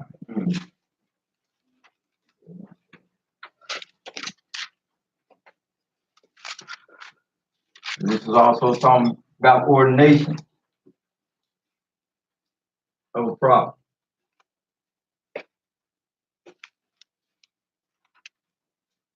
I gotta ask y'all, all right? Hallelujah. Huh? Like I gotta take down heartbeat pulse. Y'all all right? Yes, sir. All right. Praise God. 49:1. Hallelujah. Listen, O owls, unto me, and hearken ye people from far. Yahweh have called me from the Where you womb. coming from? From the womb. See, just like Jeremiah? Huh? Isaiah speaking the same thing. Didn't wait. He said, I years later I found out. But he knew me from he said he knew me from the womb. Huh? Come on. You didn't think you weren't supposed to be born. We wasn't trying to make you. Here I am.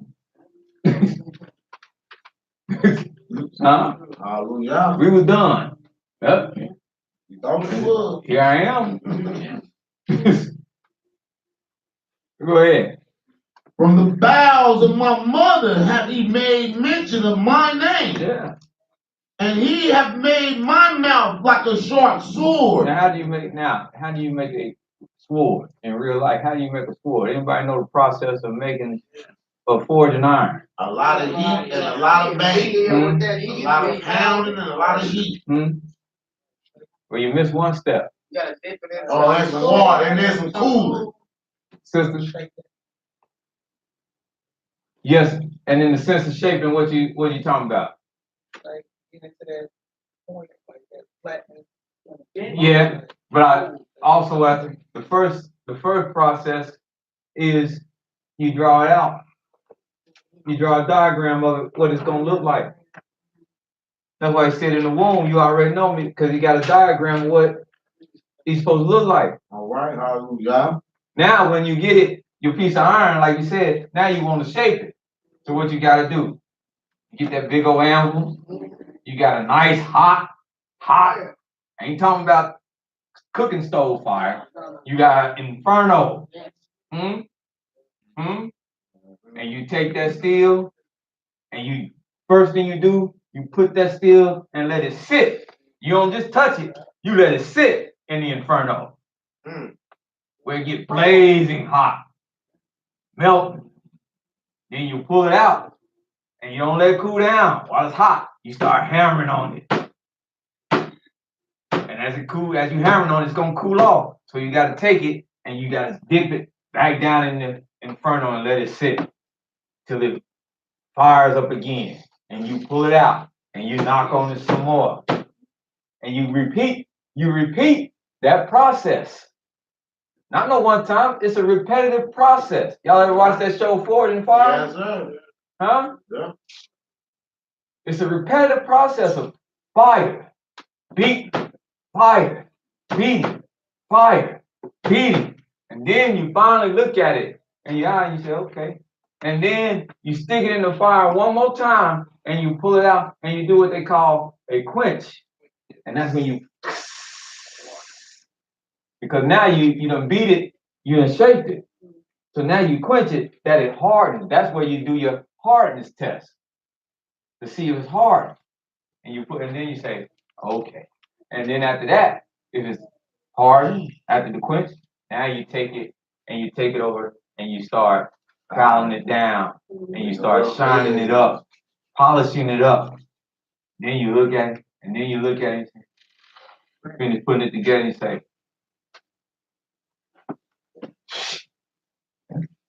it's ready. Put it in a sheath. That's what he's talking. He's talking about a process here. That made my mouth like a sharp sword.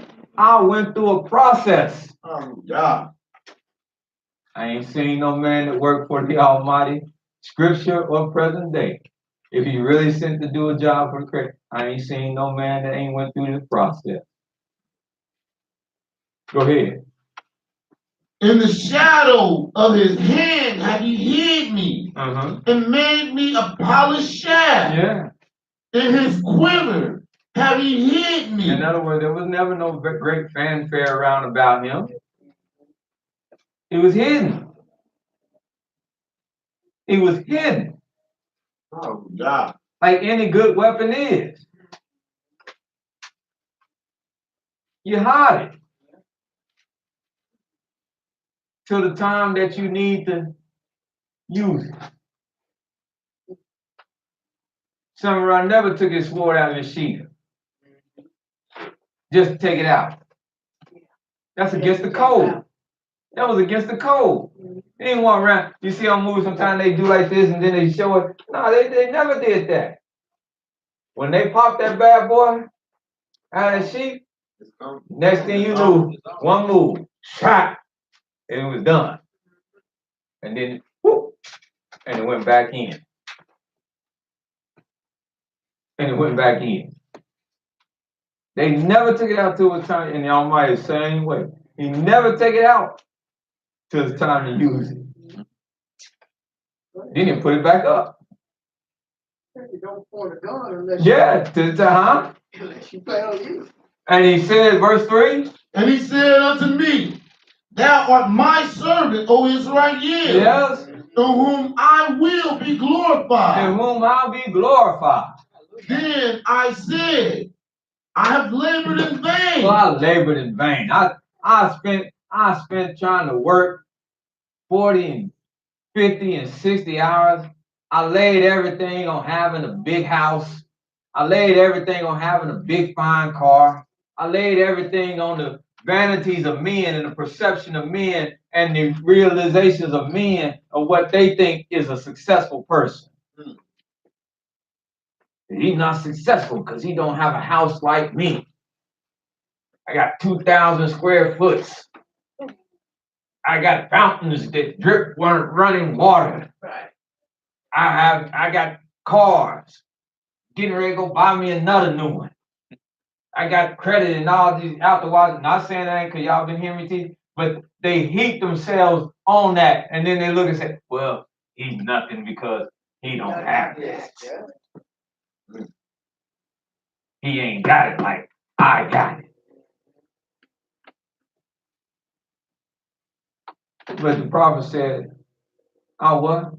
I have spent my strength for naught. I gave all my labor. That was vain. That was vanity.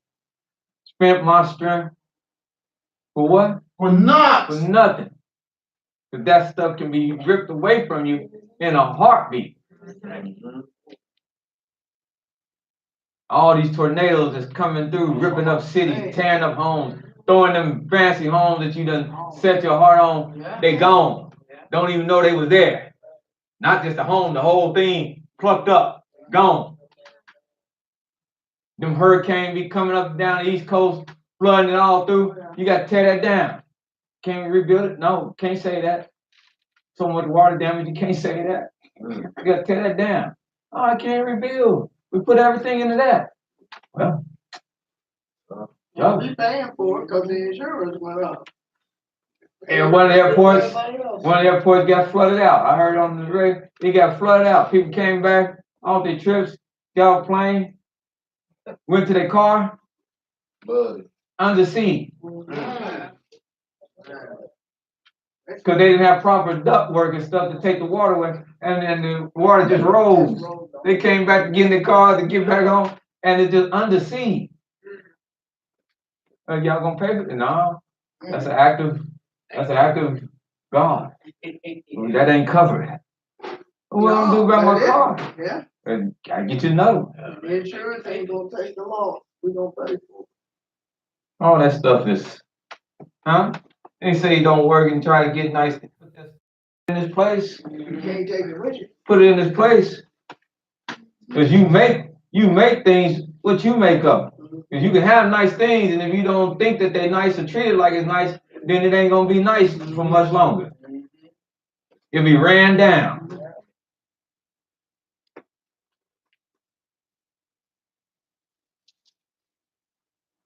He said, but I spent my strength for naught and in vain, yet surely my judgment, I know the bottom line.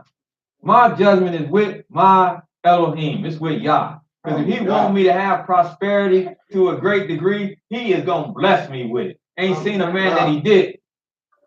From Abraham, Isaac, to Jacob.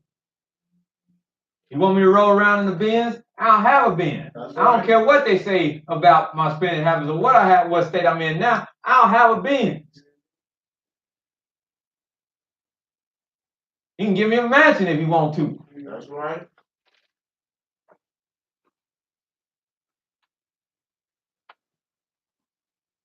He said, but my reward is with my Elohim. And part of that is having a relationship with what is the truth, the whole truth, and nothing but the truth. To show me things that every average day people that have all them things is running around here, but they don't know nothing about what's going on in this world and why it's happening.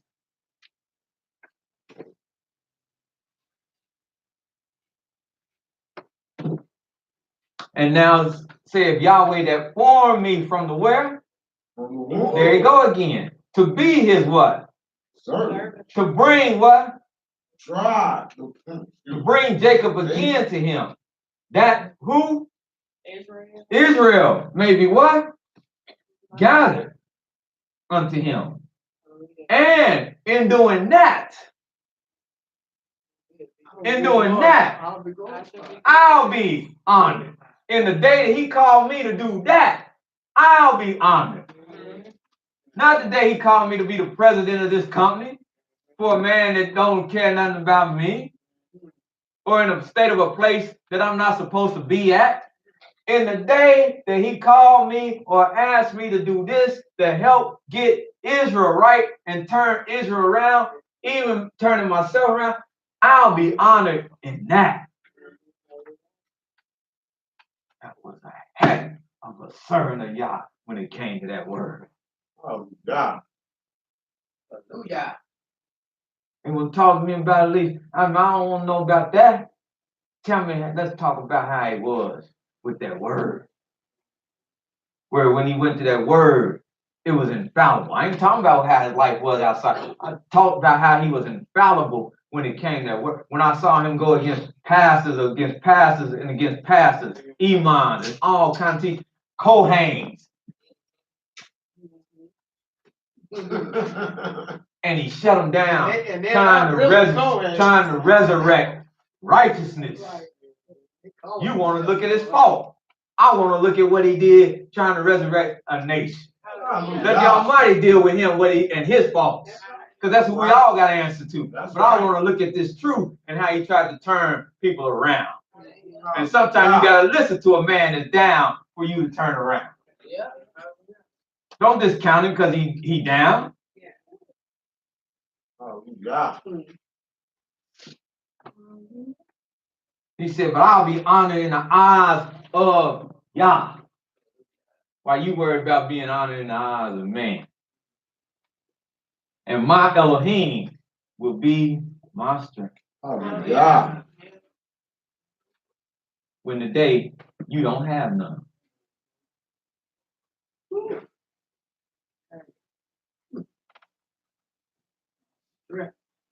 I can go on and on with all the prophets. But that's how they ordained of the Almighty Yah. Hallelujah. Long before oil is even poured on your head. Long before they put on any mantle. The Almighty know him.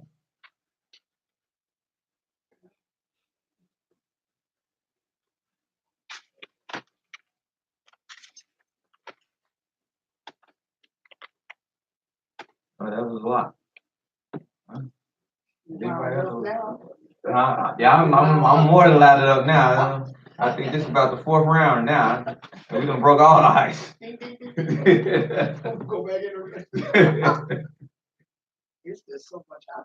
It is. It's I didn't pitiful. realize. I mean, I know, but. And it's pitiful. Can't really see it. But even the Almighty, is me standing up here saying it's pitiful from where I stand.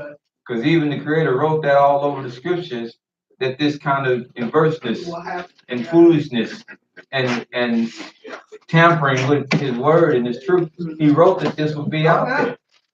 He wrote it would be out there. He wrote it all over the book. So you can't really be too shocked when it happens. Because it's been happening for eons.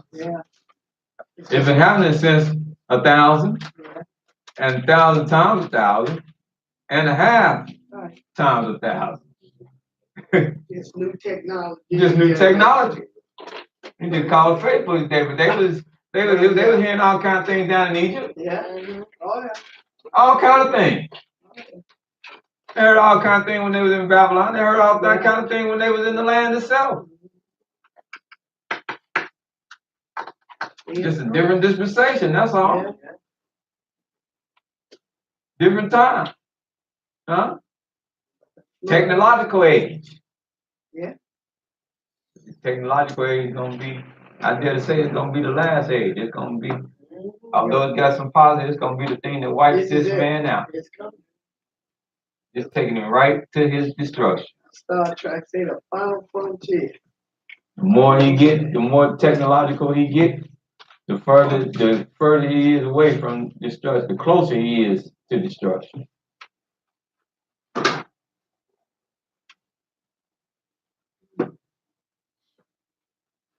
Any other comments from anybody? Okay, Ron. Oh. Hallelujah. Ding, ding, ding, ding. Shabbat shalom. All praises and all glory belongs unto one, the mighty Yah. What I said, hallelujah. Hallelujah. Hallelujah, hallelujah, hallelujah. I can't say hallelujah enough. Thank you, Yahweh. For my week has been Micah 7, has been my week. You know, I learned so much this week. You know, I got back into business, doing my tasers, and got back with one of my business partners who we used to do all the sales and things with. And things started happening, and you know, Micah 7 really just started coming to fruition with me, and it's really been making me live in it. Because I've been questioning, like, should I be in business? Should I put my money in business with you? Are we supposed to do this together? And y'all just start making so many things happen. All this week, I've been on foot all this week.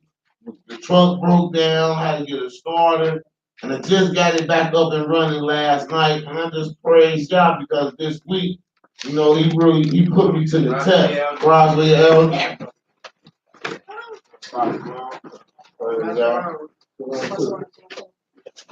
Praise Steve. And he just put me to the test. And I was weak and weary and a lot of things. And I just want to apologize to y'all. And I just want to say thank you, y'all, for not leaving me. And not leaving me stuck and leaving me stranded and giving me the ingenuity and helping me to learn and know how to do certain things that I'm able to help myself out. And I did something yesterday and I felt ashamed when I got home. You know, because I felt like I put trust in a friend and I wasn't trusting in Yah and all the things he did for me. The friend was telling me about some things that happened and he fell into some good fortune. And I was like, man, I just hit these real hard times and everything just falling on top of my head, but y'all been providing for me. And I'm like, well, brother, you know, I need to get me a loan and this. When I got home, I started thinking about the day and how everything went. I'm like, man, shame on you, brother. You've been walking and y'all been providing. Your car running good now. You know, you don't have to want for nothing. All you got to do is go to work and trust in y'all. He gonna continue to do for you. So I'm gonna continue to trust in y'all. I'm just thankful y'all is looking out for me. And I want to praise y'all for my sons. I really want to praise y'all for my sons. I'm so thankful for them. I'm proud of these two young men. You know, they doing everything that I like to see them do, and they're doing things that I'm thankful to see that they happy in what they doing, and they ain't forcing nothing, and they striving their best to walk with y'all. And at times I feel like I actually let them down, cause my boys ain't up but 20, 19. You know, they on their own, they living on their own.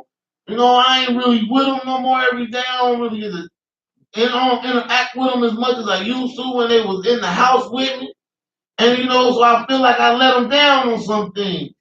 You know, and I'm just thankful when I see them and they walk in here and I see how well they be doing and how they be working, you know. I'm just thankful and I just praise y'all because that was just, if I leave this earth, you know, and that was just one thing I'm thankful I asked y'all to enable me to do. And that was for all four of my youth. That if I ever had to leave this earth early, that I made sure that I got a chance to teach them to know that who he was and that was their life and their livelihood that they need to learn and apply to their life on a regular basis. So I'm just thankful to see them every time they come and every time they try to learn and apply what they learn into their life. And I'm thankful that y'all have mercy on me to bring me this far. So hallelujah. Hallelujah.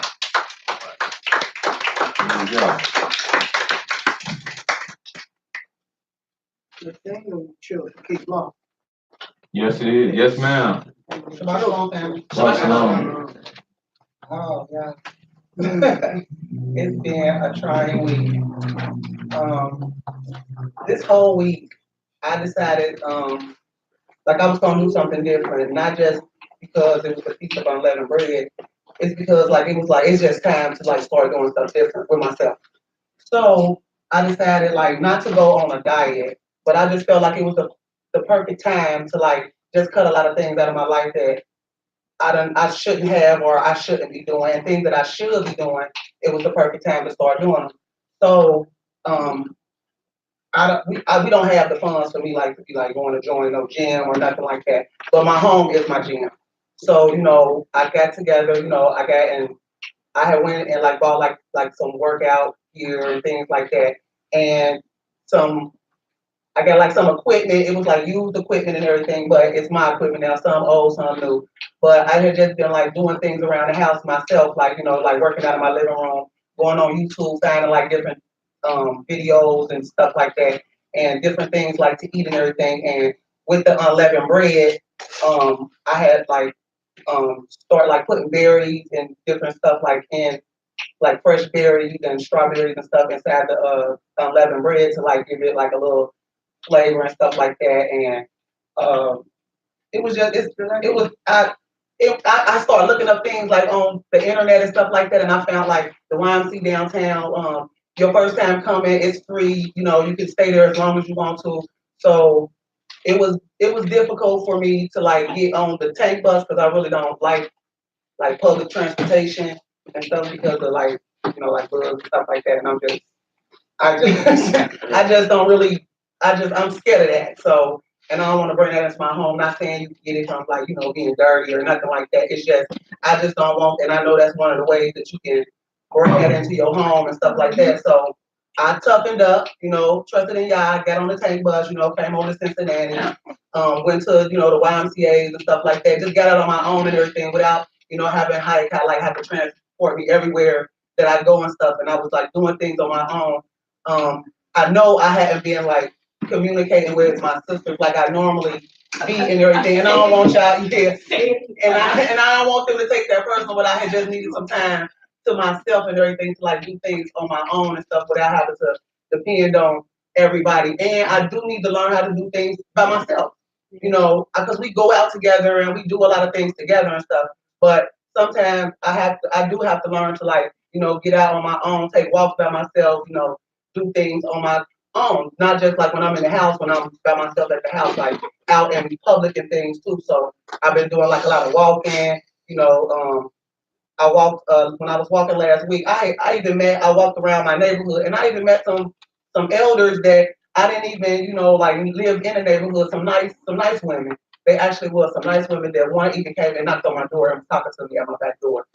So, and I had another person, they was asking me my advice. They was just saying, I'm on a woman's point of view, and they was asking me my advice on that. I felt, good about that. I have my niece that, she has her mother, and she have her mother, she have other aunties and everything that's way older than me and everything, but she always comes to me like for that advice, for that shoulder to lean on, if she want to cry about something, if she want to laugh about something, even when she have her little secrets and stuff that she don't want to tell nobody else, she trusted me with them. So, I praise y'all for that. And it's not a lot, but this week I did lose 5 pounds. So I praise y'all for that.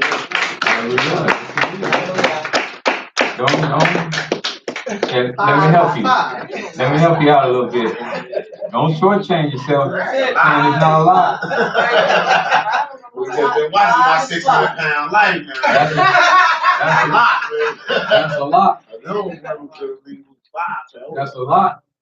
And it's a lot because first and foremost, you put the effort to get up and change. Yeah, So that's a lot. So don't, that's what people get. Oh, that's what I tell people when I'm not to get off on that subject, but that's what I tell people when I'm working out with them. They're like, they want to keep running. They want to do one day, then they want to run, jump on scale. I ain't see that.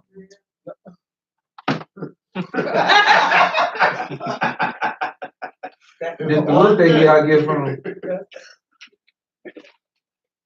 one day, and it was all just supposed to.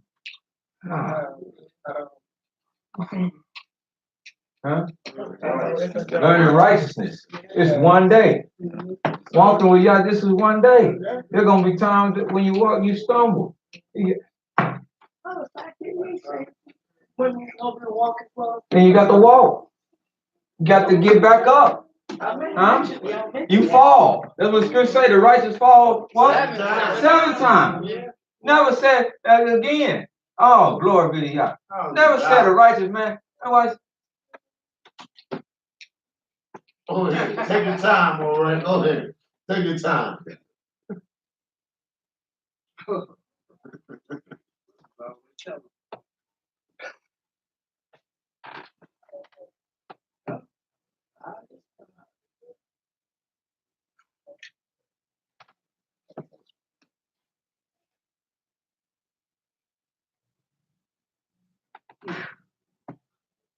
Hallelujah.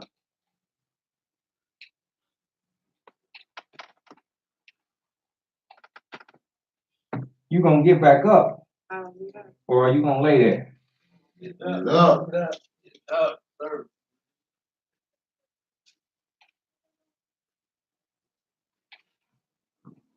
Now, funny,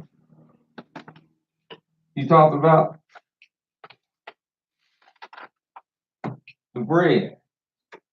And somebody else said they made dynamic bread this week. And they said they got backlash that they shouldn't have been making such good tasting bread. And they shouldn't have been enjoying such good tasting bread. They said, and they got this backlash that they shouldn't have been enjoying this good taste of bread because it's called the bread of our affliction.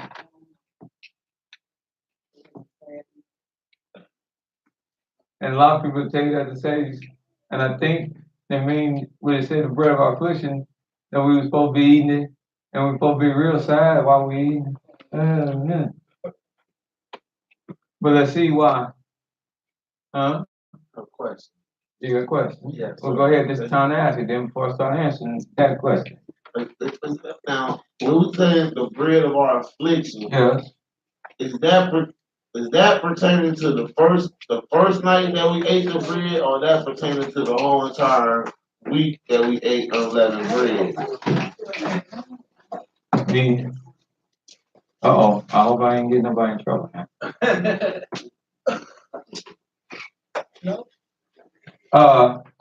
It pertains to the unleavened bread, period. Okay, hallelujah.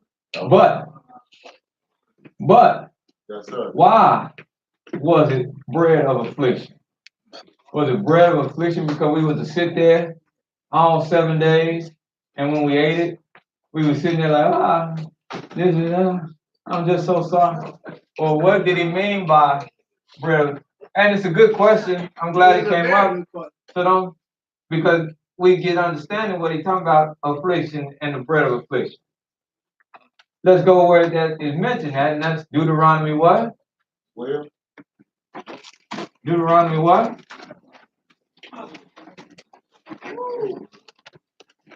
16 hey, and verse 1. And many people, like I say, you're gonna hear many people will say that. It's bread of affliction.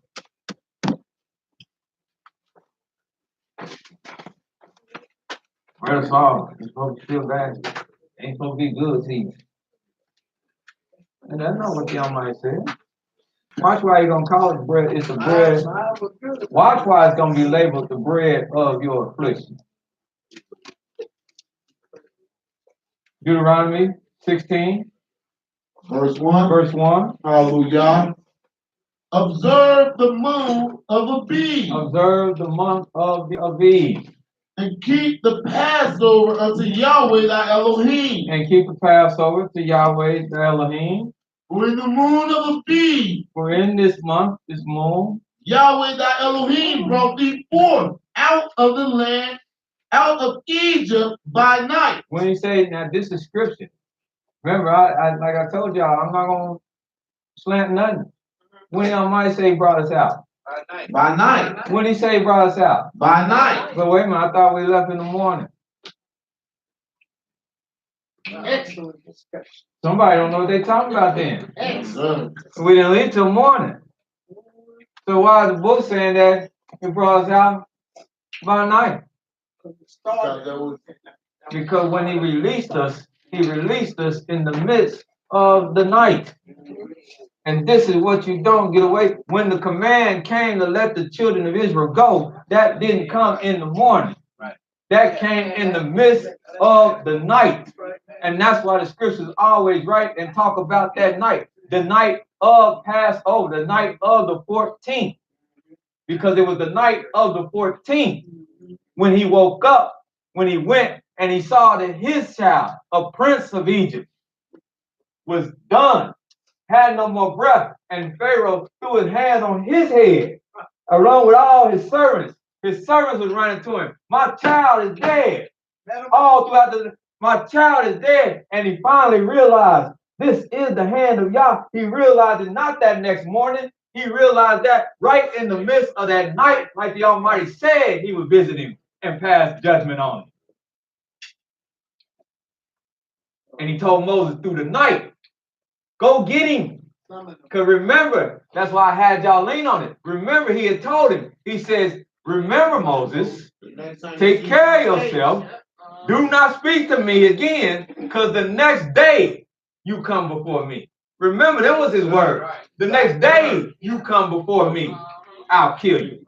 So Moses said, good, you well spoken.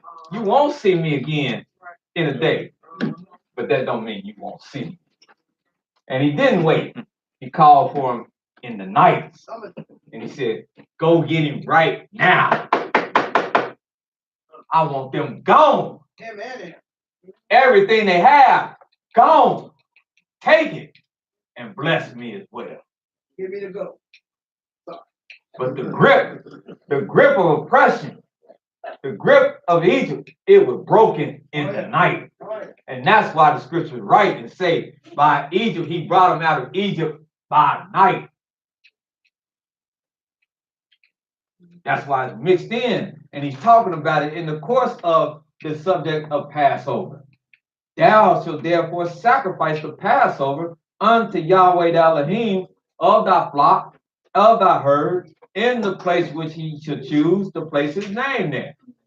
And the Almighty's date for the Passover, while we say appointed time, the date, the appointed time, the Moedim, is the 14th at even. To carry you through the 14th night. Then the 15th day, you start something that is totally different, which is the Feast of Unleavened Bread. Hallelujah. They have two different dates. Because they're two different occurrences. And then in verse 3, he says, you shall what? Thou shalt eat no leavened bread with it.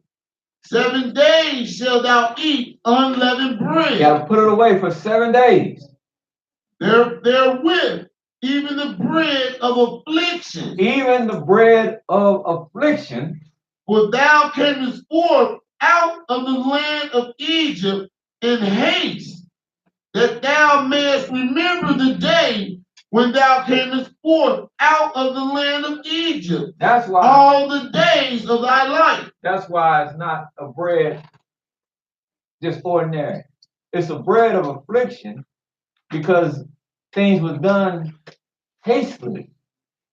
It's not that comfortable bread you get to sit down and eat like we make cornbread, and you get to see it rise in the oven, and you get that nice piece of golden cornbread put on your plate that you look like cake that you can dive into. Huh? Yeah, this is hastily made. And not only is it not the fact that it's hastily made, it's also the bread of affliction, because let's start looking. Let's go to Deuteronomy 26 chapter.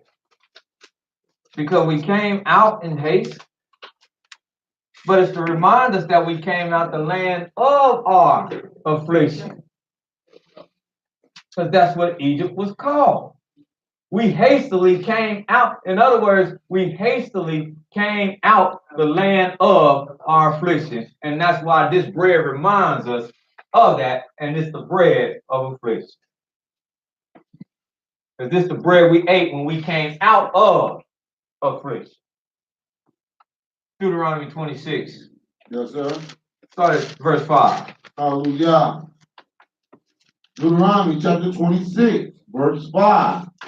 And thou shalt speak and say before Yahweh thy Elohim. You should speak this and say before Yahweh thy Elohim. Assyrian ready to perish was my father, and he went down into Egypt and sojourned there with a few. Who is this talking about? Who is this talking about? Syria.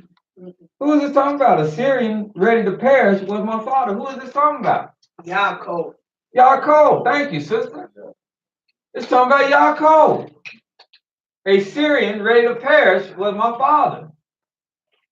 When he went down into Egypt.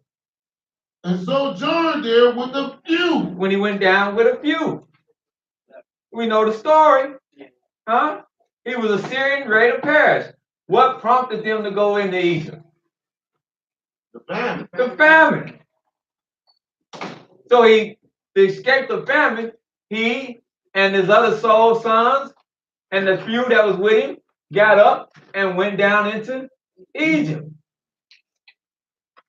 And when they went down there they became a what? A nation. Great, mighty, and populous. And then the Egyptians evil entreated us and afflicted us and laid upon us hard bondage. And when we cried unto Yah, Yahweh our Elohim of our fathers, Yahweh heard our voice and looked on our affliction and our labor and our oppression, And Yah, brought us forth out of Egypt with a mighty hand with a mighty hand, and with an outstretched arm with an outstretched arm, and with great terribleness and with that night was great terribleness, and with signs and with wonders. and with wonders. And he hath brought us into this place. Hallelujah. Hallelujah. A land, yes, finish that. And have given us this land, even a land that floweth with milk and honey. So every year we eat that unleavened bread, we reminded that we hastily, speedily came out of the land of affliction, where we was afflicted. And that's why it's called the bread of affliction. Turn to Exodus 1st chapter.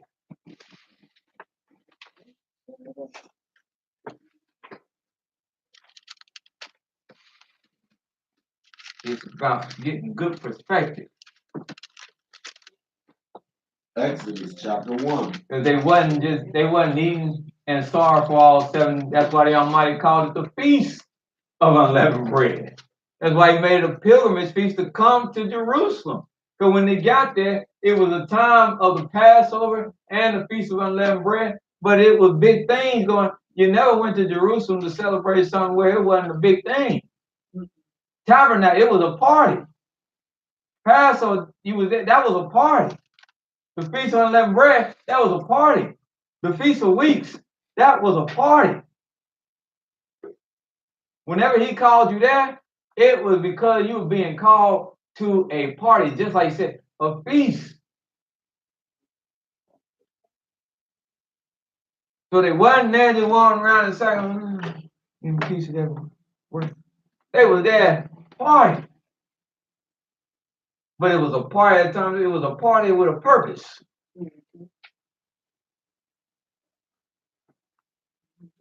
Exodus 1:11. Hallelujah. Therefore they did set over them taskmasters to afflict them with their burdens, and they built for Pharaoh the treasure cities, Pithom and Ramesses. But the more they afflicted The them, more they afflicted them, and the more they multiplied and grew. that's the more they became mighty. That only furthers them as a people. Huh? Yeah, that only furthered them. And they were grieved because of the children of Israel. That's good. Exodus 4:31. Start at 30. Hallelujah. And Aaron spake all the words which Yahweh had spoken unto Moses, and did the signs in the sight of the people. And the people believed. And when they heard that Yahweh had visited the children of Israel, and that he had looked upon their affliction, they bowed their heads and worshiped. And he looked on their affliction when he visited them. Then finally, Exodus 3rd chapter, starts the 7th verse.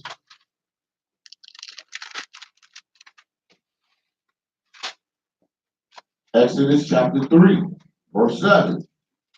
And Yahweh said, I have surely seen the affliction. I love this chapter. Start at verse 1. Hallelujah. Now Moses kept the flock of Jethro, his father-in-law, the priest of the Midian. Last week, I got home, turned on TV, just in time, and this is the scene I picked it up on. Charles Heston then ran and got to the tents of Jethro in the land of Midian. And he got to the back of the mountain. And boy, he went all full gear then. Displayed all his acting prowess. What is this? I see the tree that burneth in the midst of the. Oh, he got into there right there. They said that's where he just transformed himself there. He got outside himself there. But it was a good scene. But this is what they was talking about. He kept a flock of Jethro, his father-in-law, the priest of Midian, and he led the flock to the backside of the desert. And he came to the mountain of Elohim, even to Horeb. And the angel of Yahweh appeared unto him in the flame of a fire out of the midst of a bush.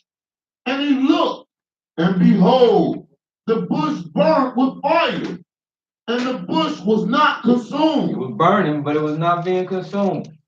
And Moses said, I will now turn aside and see this great sight, while the bush is not burnt. And when Yahweh saw that he turned aside to see, Elohim called unto him out of the midst of the bush and said, Moses, Moses. And he said, Here am I. And he said, Draw not nigh hither. Put off thy shoes from off thy feet. For the place wherein thou standest is holy ground. Moreover, he said, I am Elohim of thy fathers, the Elohim of Abraham, the Elohim of Isaac, and the Elohim of Yaakov. And Moses hid his face, for he was afraid to look upon Elohim. And Elohim said, I have surely seen the affliction of my people, which are in Egypt, and have heard their cry by reason of their taskmasters. For I know their sorrows, and I am come down to deliver them. He seen what? He seen their what? Their sorrow, Affliction. their affliction. Yes. Go ahead. And I have come down to deliver them out of the hand of the Egyptians, and to bring them up, out of that land unto a good land, and a large, unto a land flowing with milk and honey, unto the place of the Canaanites, and the Hittites, and the Amorites, and the Perizzites, and the Hivites, and the Jebusites. Now therefore, behold, the cry of the children of Israel is come up to me, and I have also seen the oppression wherewith the Egyptians oppressed them. Come now, therefore, and I will send thee unto Pharaoh, that thou mayest bring forth my people, the children of Israel, out of Egypt. And Moses said unto Elohim, Who am I, that I should go unto Pharaoh, and that I should bring forth the children of Israel out of Egypt? And he said, Certainly I will be with thee, and this shall be a token unto thee, that I have sent thee. When thou hast brought forth the people out of Egypt, ye shall serve Elohim upon this mountain. When you come out of Egypt, you come right back to this mountain. And Moses said unto Elohim, Behold, when I come unto the children of Israel, and shall say unto them, Elohim of your fathers has sent me unto you, and they shall say to me, What is his name? What shall I say unto them? And Elohim said, I will be that I be. And he said, Thus shalt thou say unto the children of Israel, I am have sent me unto thee.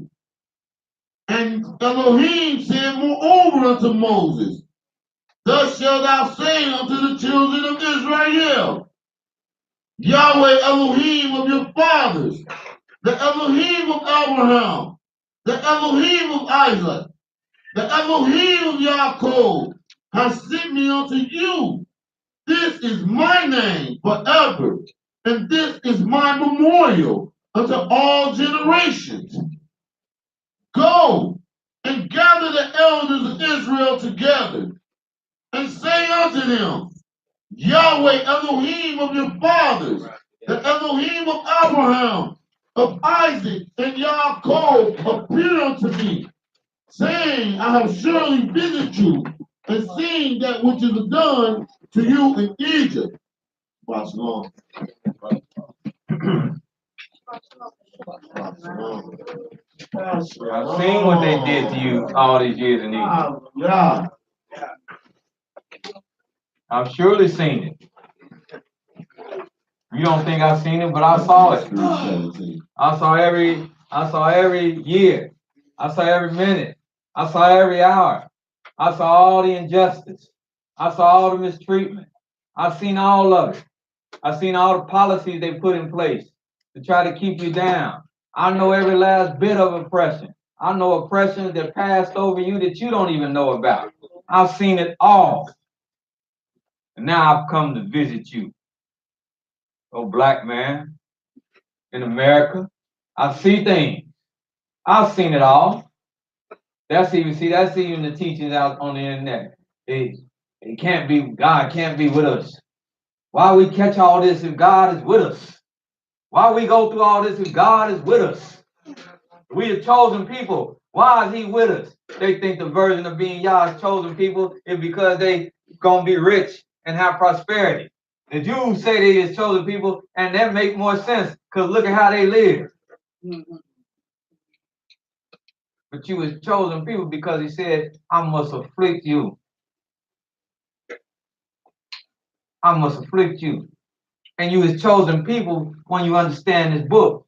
The Jew, yes, he's rich, he's prosperous, he has things, but the Almighty gave him the ability to do that by the power of might and sword. It's been predestined, not because of obedience to him. And to get you to be obedient, he must first afflict you. He must first bring you to your lowest estate, so you do nothing but rely upon him. That's why he said that I'm going to visit you when I see all your power is gone.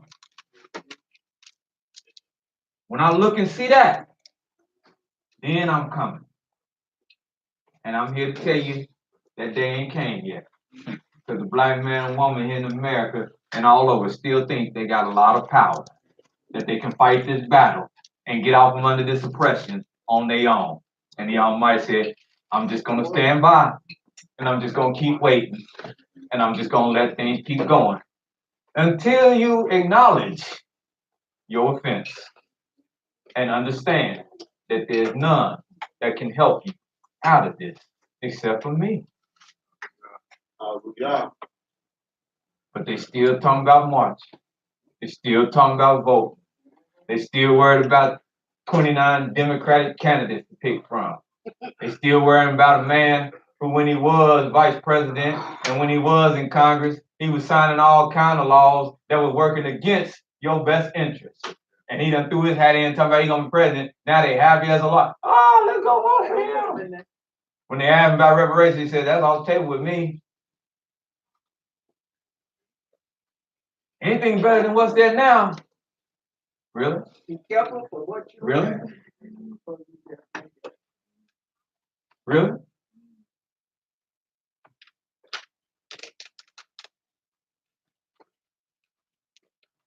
They always tell me the fool you can see is better than the fool you can't. All right.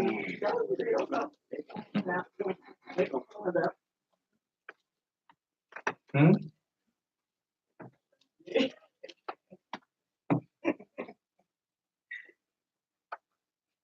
Spirit said, I've seen it, and I've come to visit you in the land of Egypt, seen all that they did to you. Look at verse 17. And I have said, I will bring you up out of the affliction of where? Egypt. And bring you into the land of the Canaanites, Hittites, Amorites, Perizzites, Hivites, Jebusites, unto a land flowing of milk and honey. That's why it was called the bread of our affliction. To remind us that at this time, we were in Exodus 3rd chapter, 17th verse. It's called the bread of affliction It wasn't supposed to be labeled the bread of good times, bread of partying, because it wasn't nothing partying and good times about it. At this time, in the month of Aviv, that he told us we was coming out. We were coming out hastily. Things changed, as they say. Things changed for Israel overnight. Oh, God. Oh, Not a matter of days, overnight. overnight. See, if you ain't lived this, it's hard to, you can read it. Yeah. But let things change very quickly. That's always that's an affliction. That's an affliction. You ain't seen, you ain't lived life until You rolling down 75, and some go, and you got to pull over, and you got to start walking the rest of the way down. That's affliction, and it came like that. Yes, it is. And then no warning, no nothing. That's affliction. Other car, you walking down 75 car, whizzing by you 75 mile an hour, 65 mile an hour. Boom, wind catching you. You don't know when you get to the next exit. Huh? Might have on heels if you're women.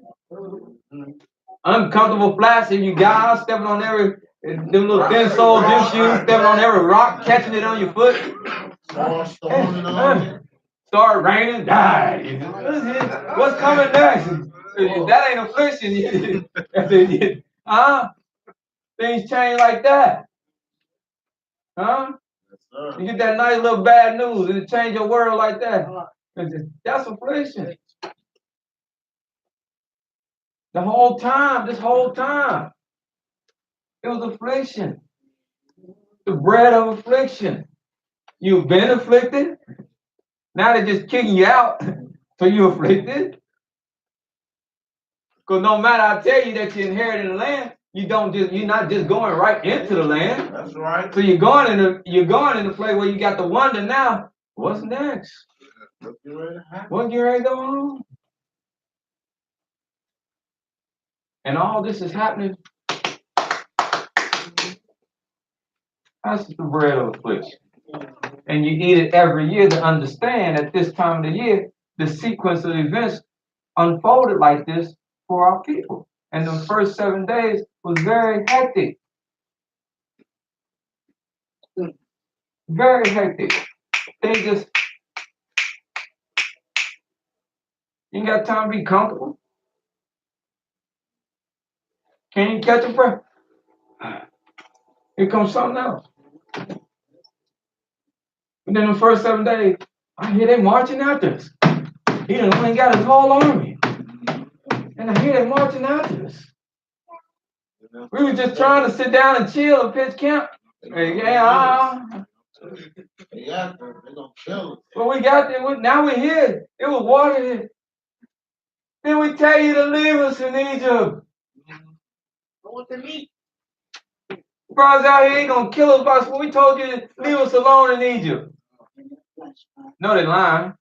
Huh? And when he came down, they said, please take us out of Egypt. And I tell him when he got out there, we told you to leave us back in Egypt. And I said, man, these cats. What you can't do.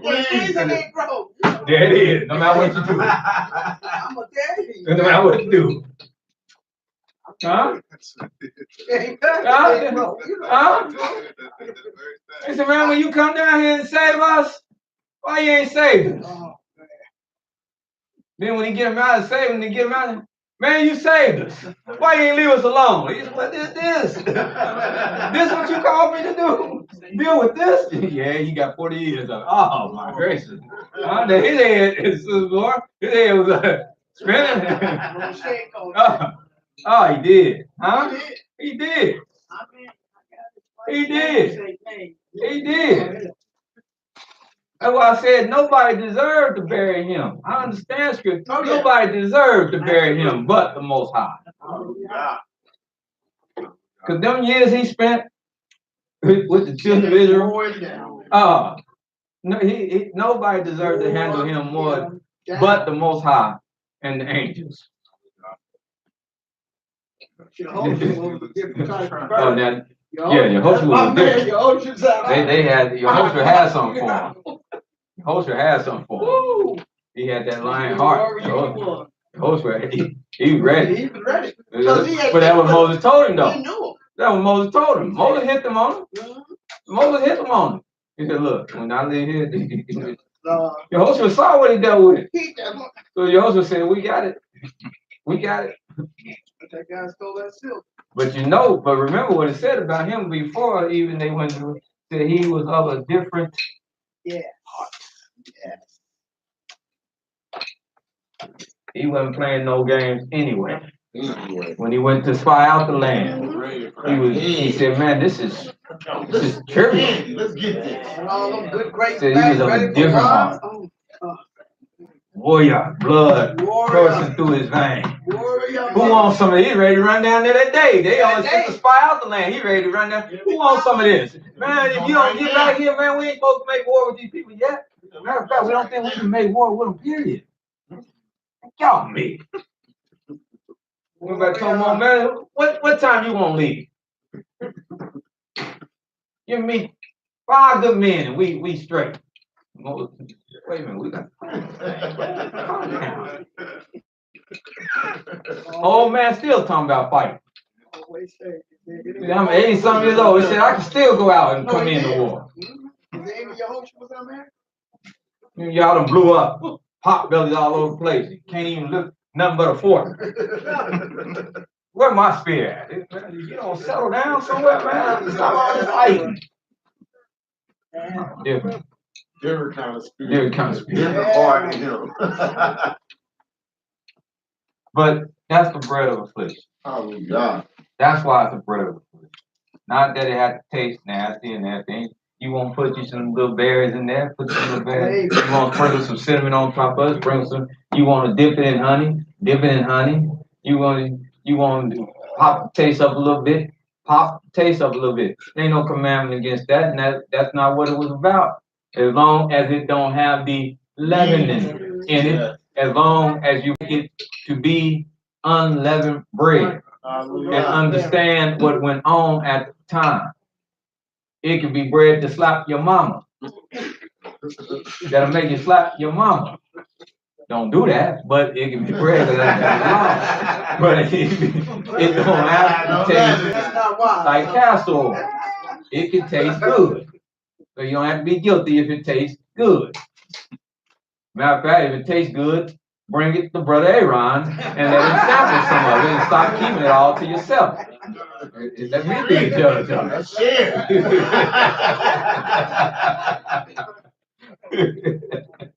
Any comments? Any comments to that from anyone? Yes, daughter. It's a question. Go ahead. I'll pray for you guys. All right.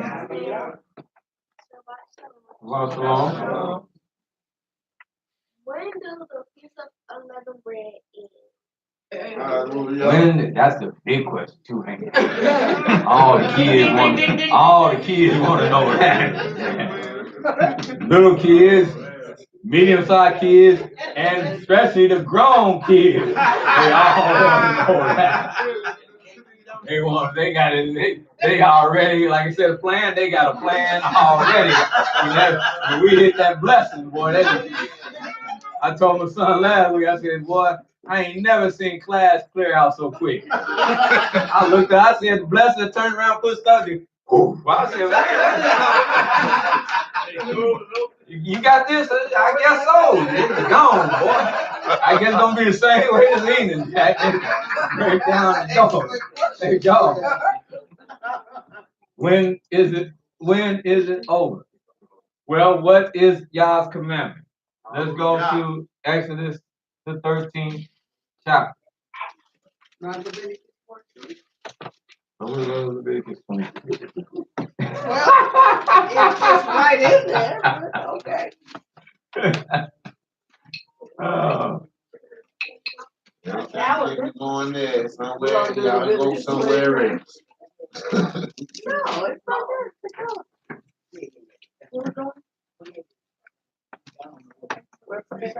there. Exodus Mhm. chapter 13. Well, I am gonna follow the lead of my elder. Hallelujah. And we're gonna start at Leviticus. I'm gonna follow her lead. We gonna co-sign this. Hallelujah. Leviticus 23. Chapter 23.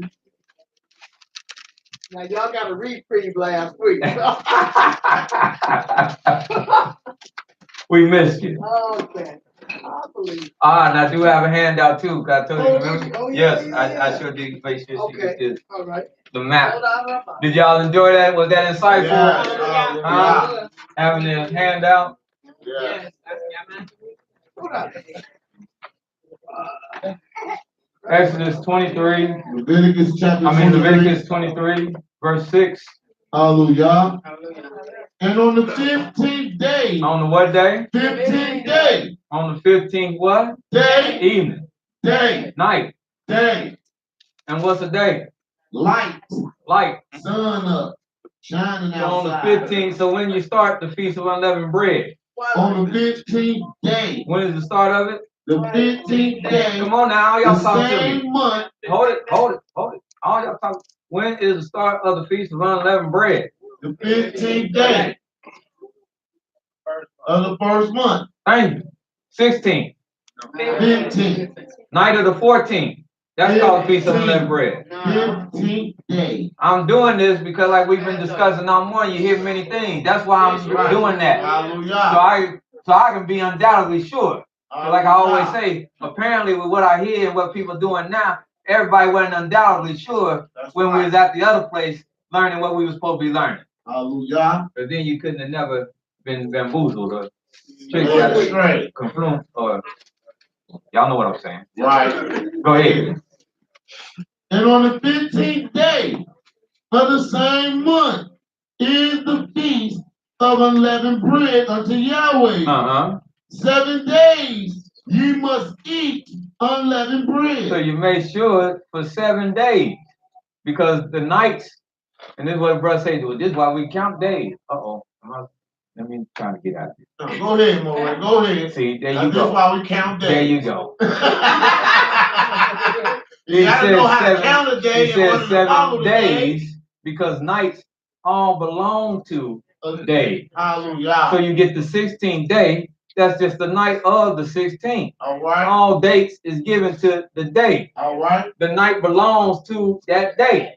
So you got the night of the 16th, the night of the 17th, the night of the 18th. So he don't have to tell you in the commandment here because he already told you. He don't have to tell you, well, I want you to eat unleavened bread 7 days and 7 nights. It's crystal clear that after he give you the commandment in the fashion he gonna give it to you, that once he tell you have it all gone, and I don't want to see nothing leavened with you for 7 days, well, how you gonna have? Just think, how you gonna not eat something leavened in the day and then go out that night when all of the leaven gone and get something leavened to eat? Right. So he don't have to be telling you eat unleavened bread that night. Y'all follow me? Yes, sir. Make sense? Yes, sir. Huh? Hallelujah. So that's why he said for 7 days you eat unleavened bread. But that don't mean at night, like Islam, you can eat leavened bread at night. No, it's gone.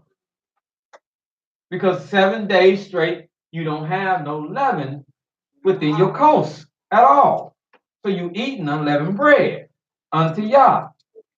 7 days must unleavened bread be eaten. In the what? In the first day. In the first night. In the first day. In the first evening. In the first day. All right now. You shall Mark have your a words. holy convocation. And when does the day start? At light. You follow me, young sister? Day starts at what? Light. At light. And that's what a day is, isn't it? Yes. Light. Huh? Yes, sir. All right. Go ahead. Ye shall do no servile work therein. So you had the holy convocation when? The first day, on the 15th day. So you had the holy convocation on the 15th day. Holy convocation mean a holy what? Gathering, an assembly, coming together. All right. Go ahead. But ye shall offer an offering made by fire unto Yahweh 7 days. Uh-huh. In the seventh day, is a holy convocation. You come back to Ye shall seventh. do no servile work You come back to therein. seventh night, Seventh day. seventh evening. Seventh day. You come back when? The seventh day. The seventh day, like we are here today. Hallelujah. This the seventh day of the Feast of Unleavened Bread. Hallelujah. And we're here having the Holy Convocation. It just so happens to also be falling on the Holy Sabbath day. Hallelujah. Shabbat. It's a Shabbaton. That's right. Double A Sabbath of Sabbath. Hallelujah. Go ahead. And Yahweh spake unto Moses, saying, Good. That's good. That's good. Because that's getting ready to go into something else. But my question again is, it says a feast day for each of those days. I was just wondering, A card for the first and the seventh. for the first and the seventh. Convocation. Yeah. Convocation, holy gathering. Okay. On the first day is a holy convocation. On the seventh day is a holy convocation. Right, in the same month, the feast of unleavened bread, and 7 days shall you eat.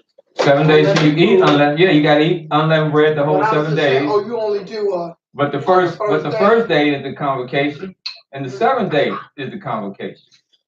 Those were the two. Today is 7? Yeah, today is the seventh. Today is Seventh the day. seventh day. Those are the two assembly Oh, not a days. feast day. Those are the two assembly days. But we've been eating Oh. unleavened bread all 7 days, even today. Right. But ain't no leaven over there. Yeah. I see bananas. There's some leaven over there. Unleavened bread over there. Oh, what? Oh, not leaven. You scared me, brother. Yeah, it is some unleavened. Who brought that in here? And why? Now why, sister? So knowing that it's 7 for 7 days, 7 days, knowing it's for 7 light periods, I'm gonna ask you a question. I'm gonna answer a question with a question. You follow me? Knowing it's for 7 light periods, 7 days, and the sun is given to the day. I'm helping you when I ask this question. And the sun is given to the day. When the sun go down on the 7th day, and the light goes away, what is that called? I lost it. Lost. That's called night. And we fulfilled the 7 days. Yes. But he didn't say 7 days and 7 nights. It was for 7 days. But that 7 day marks the end of that 7 day marks the end of that feast. Hallelujah. It marks the end of it. We don't add, we don't take away. 7 days. When it's down, let Brother Aaron just cut to the chase. When I say may Yahweh bless you and keep you. May his face shine upon you and be gracious unto thee. May he lift up his countenance upon thee and give thee peace.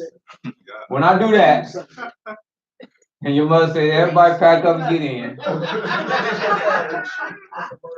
First place you lay your eyes on, you tell her to stop. And y'all get at it. Look around, he can't wait. He crazy, he can't wait. You get at it, Jack. And don't let her be in run the okey doke on top. Now you gotta wait. No, you stop this bad boy. Pronto. Hit the drive through, the walk in, and everything else. And you get busy. You get busy. It's just like Day of Atonement. From evening to evening. It didn't say one word about nightfall. Once that second evening hit, and we let out. She said it. He'll be having it on the engine of the car, Jack. All they gotta do is pop the hood on it, and it's gonna be coming out everywhere. But it's over. It's over, because that's all the Almighty has determined. So it's done. It's done. Mine, they already look at my second one. Right? He's smiling. He don't know what to do. White Castle. He I'm just. he wish he could do a reverse Joshua. You know how Joshua said, "Son, won't stand still." He would say, "Son, go down." He's ready, Jack. He's ready. But I ain't gonna lie. Brother Aaron is ready himself. Buskins and Grady, they in trouble. 7 days without these. Nice. Ooh. Yes, ma'am. Ain't that bad. I just want to ask a question. Me and Heike was just talking, and I was telling him, like even with the Feast of Unleavened Bread being over with tonight, after the sun go down and everything, I was telling him because he was like, he wanted a piece of fried fish, with the batter or whatever, and I was telling him that he knows like the journey that I'm trying to do, so. I kind of prefer not because I just prefer to just keep eating unleavened bread. Right. So I'm like, if you want a sandwich, I'm still gonna be making unleavened bread. So like, you don't have to, but we don't have to, but I just confirm that we do that because he knows where I'm trying to be at, so you gotta help me out. So that's all I'm asking. And let me speak to that. Let me speak to that. On a serious note. Yes, sir. Yeah, because I'm really, Because in years past, like I said, the Almighty magnifies His word and magnifies Himself. And for a long time, this was one of the things, and I used to be like, man, this time coming around, and kind of like with dread. But then when He magnified it to me, and I really started seeing things, and really starting to get the spirit.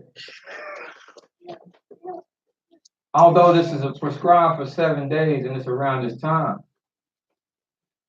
as some of the sisters were saying, and we said it before, and I was telling the sisters, and we came out. See, there's a reason. There's a lot involved in this time of year. Almighty, we were talking about earlier when He said it should take you 3 days to leave Egypt to get into the Holy Land. And it should have took our people 3 days. But the Almighty took them 40 years. And He did so because although they were a nation that had been inside of another nation. And they were on their own, they were what you call a dysfunctional nation. Had we took 3 days journey, the landscape of how you know Israel today, if you knew Israel today, would be totally different. He also took us not just for the rebellion, He took us 40 years in the wilderness to teach us how to become a nation, to raise up armies, because you need an army to protect your nation. You need somebody to fight for it. Because if you have anything worth having, somebody else knows it's worth having. They want to come and get it. So you need somebody to defend it. Then you need to know other things, how to make the nation grow. You need industries. You need commerce. You need people knowing how to do these things and how to do these things and how to do those things. That's part of what all this is in the Almighty plan. As you read all of Exodus and Numbers and Leviticus, is teaching the people who've been under another nation, dependent on another nation, teaching them when they bring them out and now they're independent, how to be an independent nation. A lot of people talking about, we ready to leave. But we done lent so hard and so long on our enemy, we get out there, we just gonna fall apart. Because we don't know what it is to be no independent nation. He got to take us and mold us and show us that.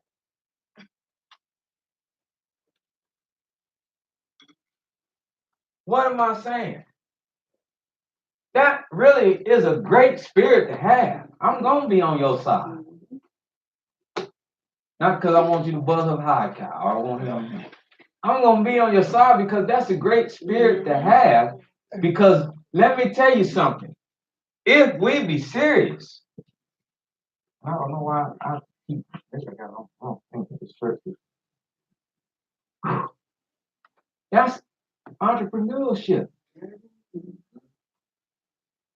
See, nobody said it had to stop. It had to stop. If y'all making that great bread, this unleavened bread, and we talk about the things we talk about, I need a little more juice on this. When y'all give me, I know what I'm hearing myself. That's entrepreneurship. Y'all can make that bread, which is more healthy, but we don't have to run to a store and try to read a whole paragraph long of mono di sino agrica huna make stuff you need to break out a big dictionary to try to understand. In other words, it got all kind of chemicals and stuff in it that we always saying every Saturday is doing this to us, doing that to us, killing us and killing us. But we going after it and going after it and going after it and buying it, leaning on somebody else. When we know the process of bread making and it ain't that hard.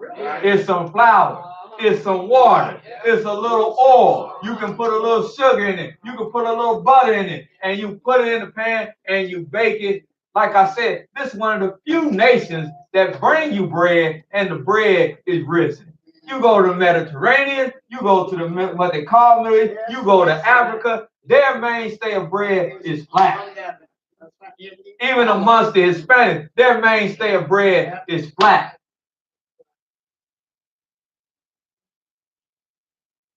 That's between Israel, that's entrepreneurship. We got sisters making flat breads. I buy my bread from her. A better bread, a cleaner bread. Bro, I like buns. Well, they making flat buns in the stores to sell to you.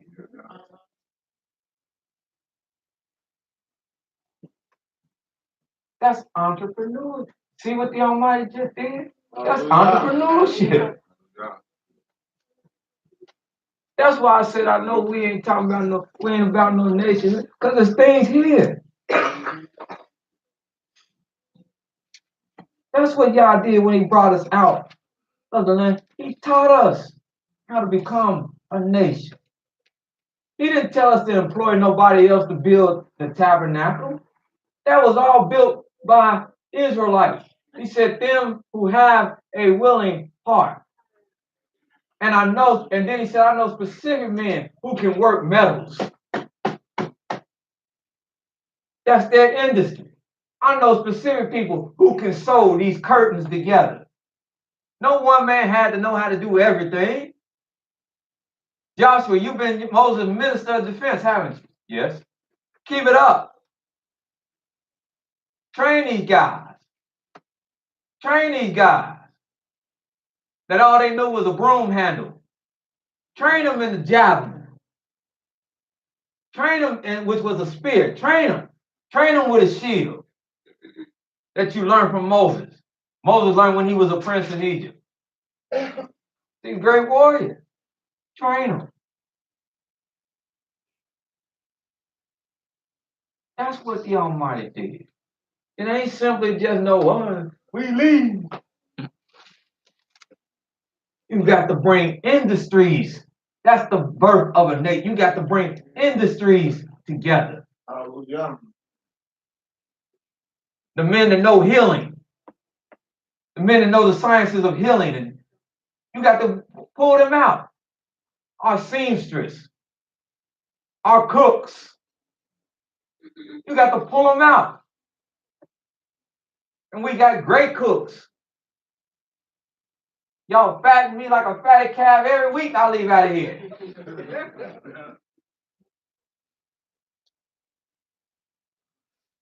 Don't take much.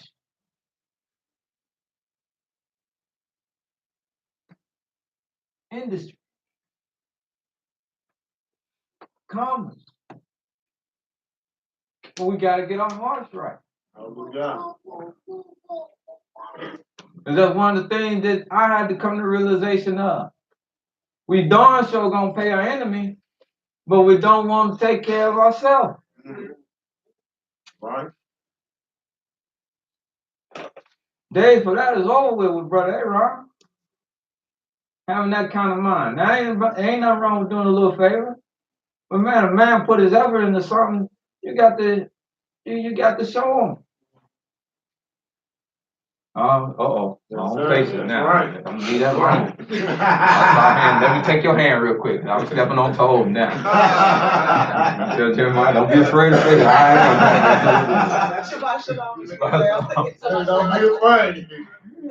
When we was just talking about how we all have to come together, only reason that I'm still trying to, I wanted to continue to make the unleavened bread is because it's hard to lose weight. It really is. It's hard. So that's like a part of my journey too. And I don't want to be like the only one in the house. I need help too. So we, as a family, if I'm making unleavened bread or whatever, I don't want my family sitting around. I just need that little help. With all that, and all that starchy bread and heavy bread and right. So yeah, it's hard. We a family. So if I'm doing it, I would prefer my family to do it with me too. Brother, run up there. Brother, run up there eating. I ain't saying like we can't have a cracker and whatever, but at times. Bro, they run up there sitting down eating a half a dozen of glazed donuts in one sitting. Then want to do about 25 push-ups and think he's supposed to look like Arnold Schwarzenegger. You suck it in there. Can't get him paying. I can't feel you no more. I used to feel him 2 weeks ago. No does, Sherlock. Yeah. Occasionally, you slide a little snicker occasionally. But yeah. Little bun here, little bun here. Now, like I said, I will side on him because come tonight, that's the test. I'm not gonna lie to you. There's gonna be a big honey bun, possibly bun in my little tonight. I ain't gonna lie to you. Yes, ma'am. I'm the opposite of that. I was making that bread, and so I started selling the bread. Because I have different people tasting it, and they like it. Well, can you make me something? I didn't plan on doing that, but I was making the bread, and I was making some good money selling the bread. And I had to taste test all my bread that I was making. And so I picked up some, because unleavened bread can make you gain some weight too if you're eating a lot. And I love bread. And so I had picked up some healthy unleavened bread weight with the unleavened bread. But I do definitely want to praise y'all because it is, you can do your own thing and eat something that you know what's in this bread. You know what the ingredients that you put in it. And you know what I'm saying? So I definitely thank y'all. My niece had some of I call it the breakfast bread. And I just knew she wasn't going to eat it. And she ate it, and she was like, oh, that's good. I want some more. And so that's why I was feeding her. I gave her, I don't know how many pieces of bread I gave her. But I was just so happy that she ate it. And that let me know that the bread was really good. So, hallelujah. Now, say this one last thing. What's one of the most popular bread dishes? Bread dish. Cornbread. Bread pudding.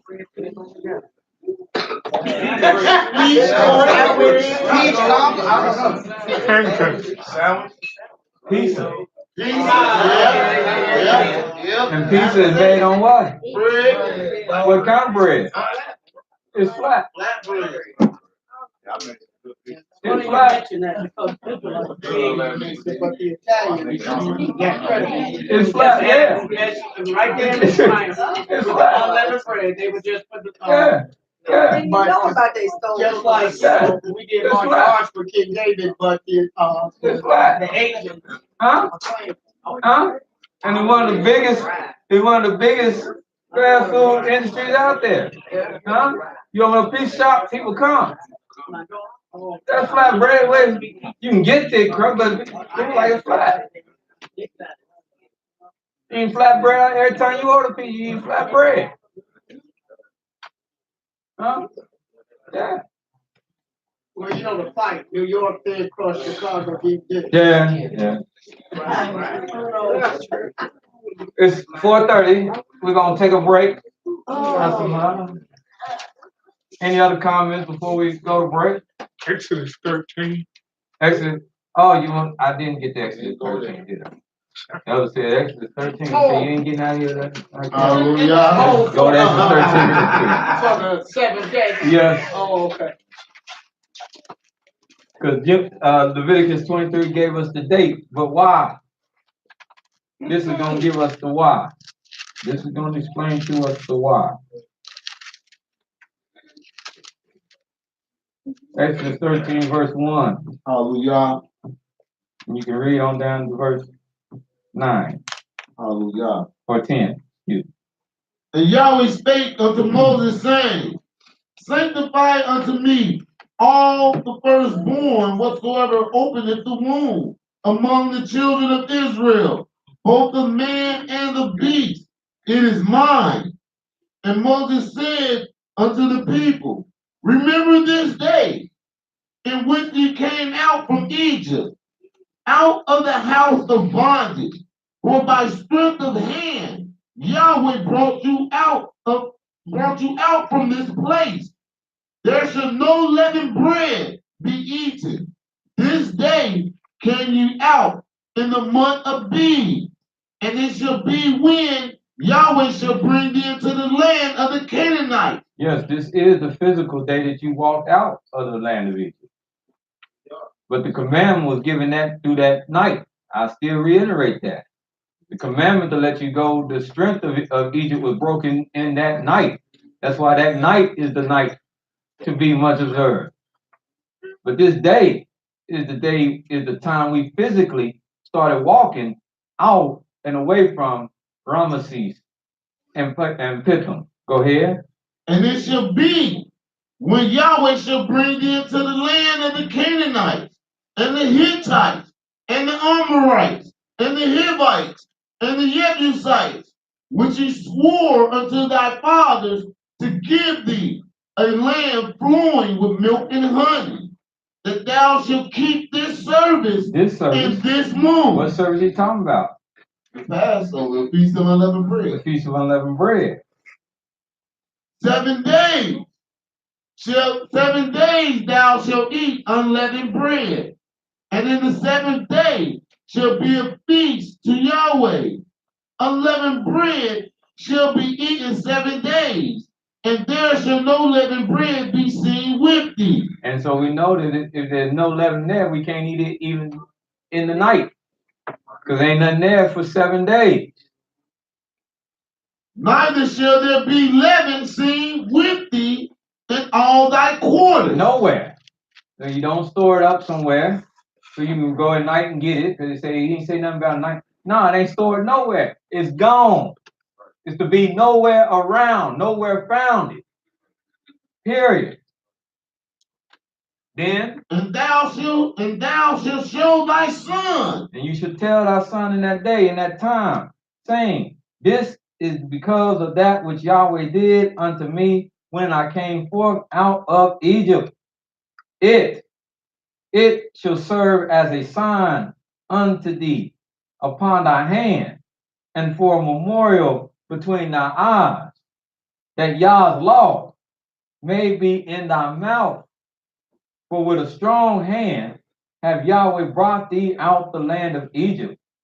Thou shalt therefore keep this ordinance in the season from year to year.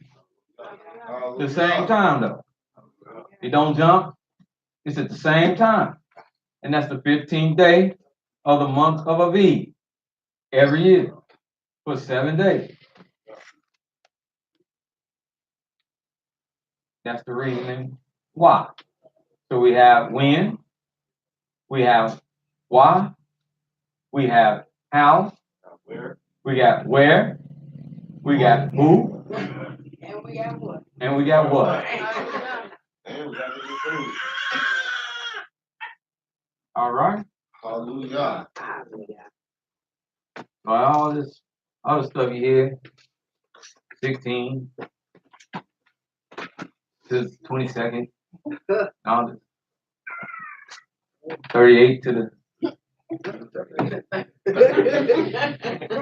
heard that one, man. That's his other. It's probably out there. I'm just trying to get ahead of the curve. That's all. Any other comments or questions? Question that we can deal with after our break, but I'll take it now. If anybody have it, if you got any you want to shoot, I'll take it and we deal with it after the break. Yes, ma'am. It's not a question, but well, I just wanted to bring out verse 6, where it says, the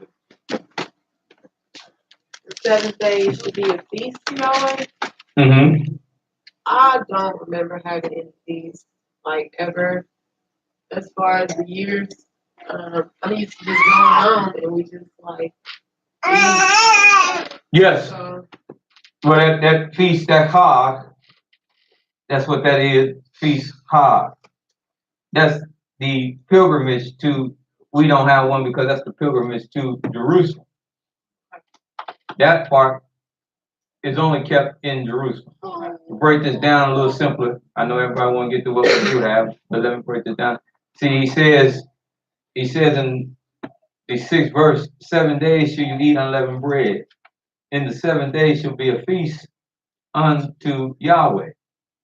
And that part was always kept at the place which he shall choose to place his name there. And that's why it was called a Chag, or a pilgrimage, to come to Jerusalem. So that must be done there.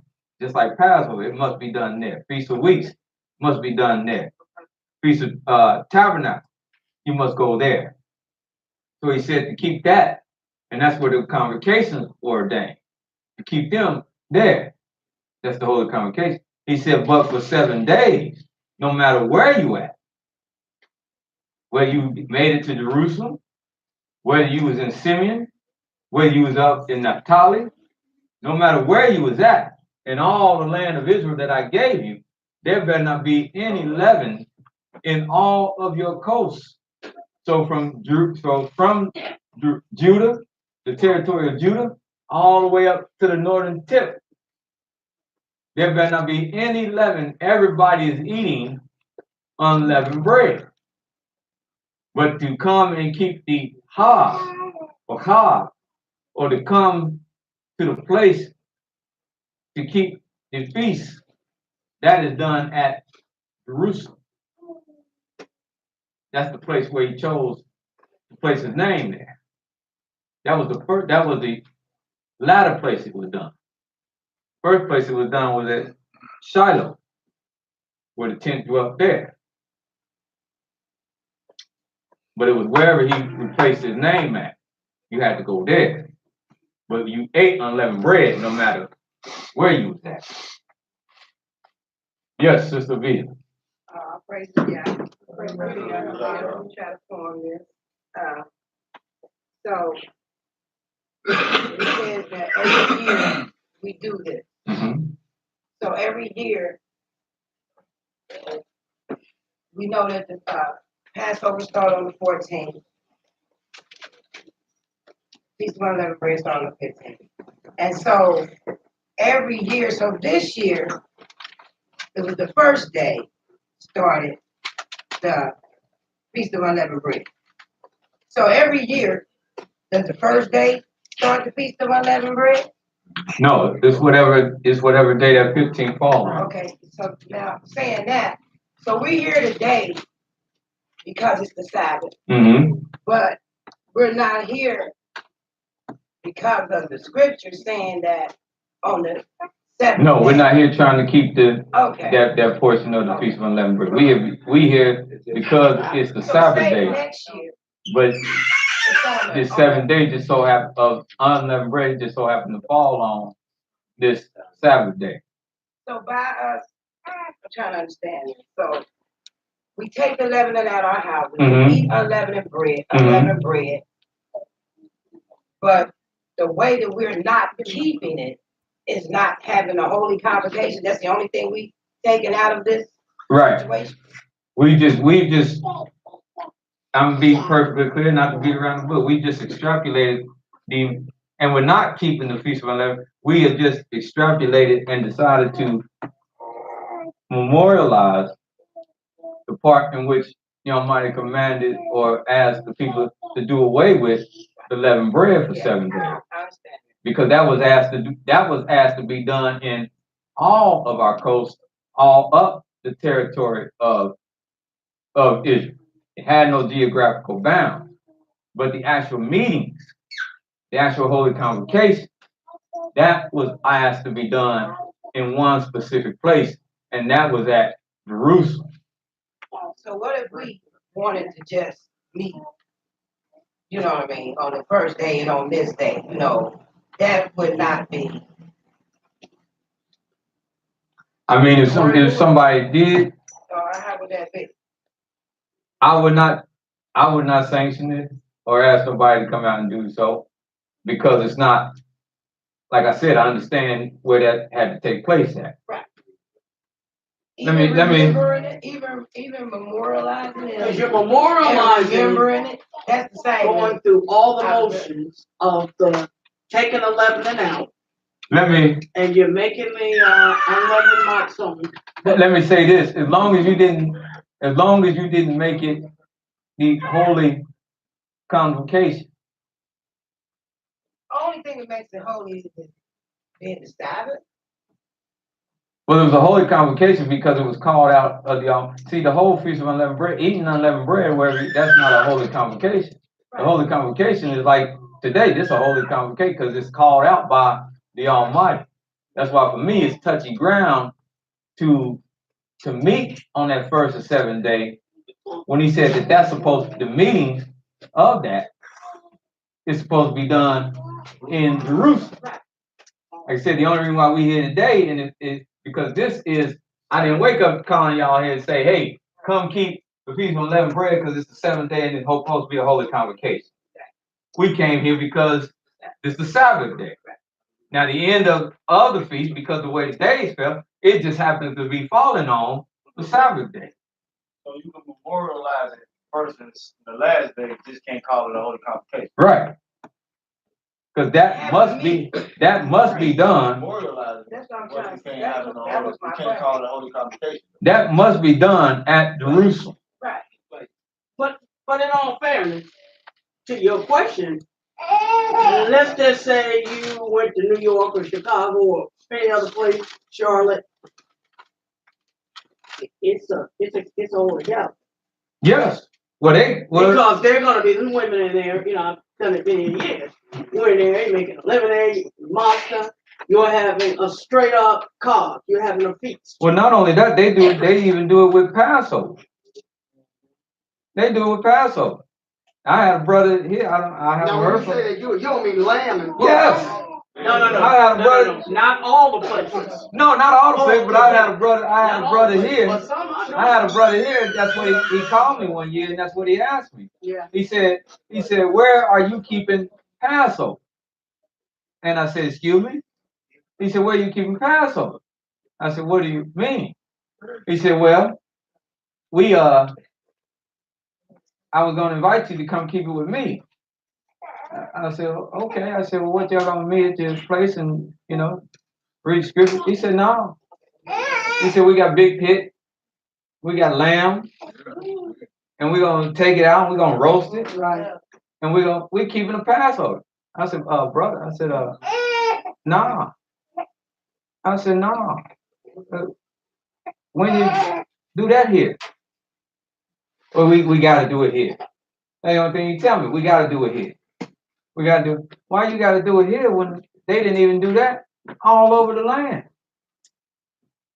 I mean, I know I keep saying I'm going to let y'all go, but we got to read this thing. Hallelujah. Let's go to Second Chronicles.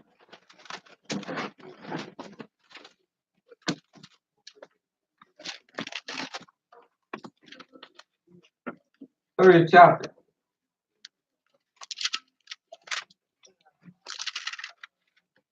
Second Chronicles, chapter 30. Mm-hmm. Hallelujah. The brother Aaron, why they keep it in the wilderness? Because the Almighty was there with them. His name was recorded. They had a tent. His name was on that tent, the meeting tent of the congregation. They could keep it there. You tell me where his name recorded here in the United States. Show it to me. Show it to me. Where his name recorded. These are sanctuaries. These are places we have made into worship. But show me where, but I ain't never told nobody, yeah, y'all name is recorded here. Because it's not. Just like the scripture said, all on the land we had synagogues. It said they burned down all our synagogues. Those are meeting places. But not every synagogue was a place that had Yahweh's name recorded there. His spirit, we pray, was there, but that's not the place where his name was at. They knew where the place his name was at, and that was in Jerusalem, the house that David had built to put his name there. And that's why this happened in 2 Chronicles, 30th chapter, verse 1. Hallelujah. And Hezekiah sent to all Israel and Judah. How many? All Israel. Everywhere. And Judah. And wrote letters also to Ephraim and Manasseh, that they should come to the house of Yahweh. That they should come to the house of Yahweh. In Jerusalem. At where? Jerusalem. To do what? To keep the Passover unto Yahweh Elohim of Israel. Yes. For the king hath taken counsel, and his princes and all the congregation in Jerusalem, to keep the Passover in the 2nd month. And not only were they going to keep the Passover, skip down to verse 21. Hallelujah. 2 Chronicles, chapter 30, verse 21. And the children of Israel that were present at Jerusalem kept the feast of unleavened bread 7 days. For 7 days. With great gladness. With great what? There you go. With great gladness. With great gladness. And the Levites and the priests praised Yahweh by day by day. They praise him by what? Day by day. Day by day. Singing with loud instruments unto Yahweh. They were partying. And Hezekiah spake comfortably unto all the Levites that taught the good knowledge of Yahweh. That taught the good knowledge of Yahweh. And they did eat throughout the feast 7 days. And they got down for 7 days. Offering peace offerings. And making confessions. To Yahweh Elohim of their fathers. And the whole assembly. That's good. Hallelujah. I think that answered everything. Hallelujah. I do love to see my grandchildren cry off that bitter herb. I give them nice eyes too. Yeah, that answers everything. I mean, but no lamb. That's, you know, like I said, during this season. But yeah, if you go to places, they speak. During the season, like last weekend, like last week, first day, unbeknownst to me, moms made some lamb. Now, no, nothing indicative of Passover. I sure did tear that lamb up. Huh? I sure did. And was looking for some more. But I got down on some lamb. Well, most people make lamb this time. Christians make lamb. But in no way, shape, or form are you supposed to be making me talking about you keeping the Passover. That was meant to be done at, like this is, at Jerusalem. The Feast of Unleavened Bread, the first day convocation, the 7th day convocation, that was meant to be done at Jerusalem.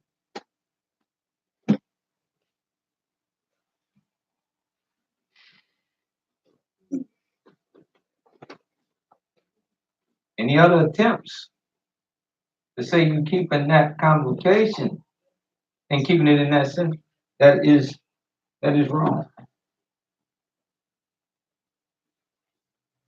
But if one abstains from 7 days from leavened bread, there is no sin in that. Because as skinny is, I don't tell nobody that you have, because believe it or not, there's some camps that you do know. And they say they ain't taking nothing now. Yeah.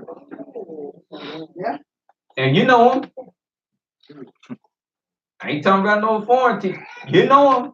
I ain't putting no name, but you know them. And they say, you ain't taking nothing. They ain't taking nothing now.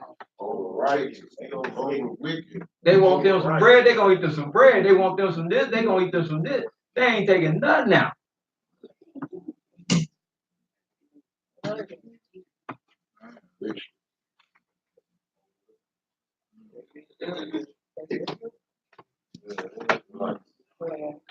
And like I said, they ain't foreign. They ain't foreign. And as a matter of fact, they came up under the teachings of Brother Elisha.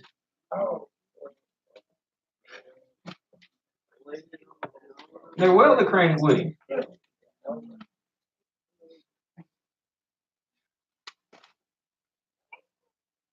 I always get to this. Ding, ding, ding, ding, ding. Hallelujah. So you get a break. Back in the ring. We're gonna take that break.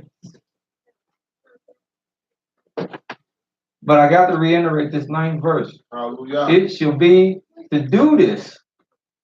See, to do this with the leavening. Y'all might say to do this with the leavening, it shall be a sign unto thee upon your hand. When you restrain. And it shall be a memorial between your eyes when you say, hey, I don't want to eat nothing 11 for 7 days. That's what he's talking about. Not the congregation. When you restrain from that, this should be a sign. This should be a memorial. That, look at it. That Yahweh's law may be in your.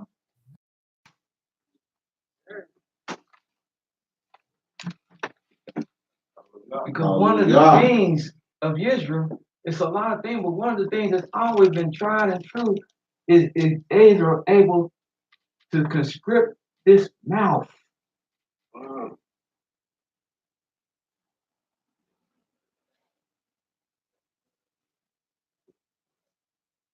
Are they able to? Well, ain't nothing to eat. You got hell on your hands.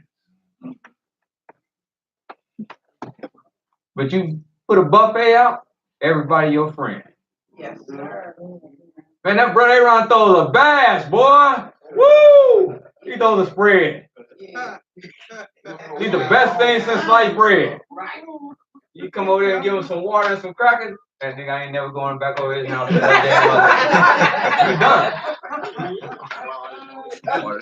Some water and some crackers, that's all you promise, you done. You done. Let's stand. Hey, I'm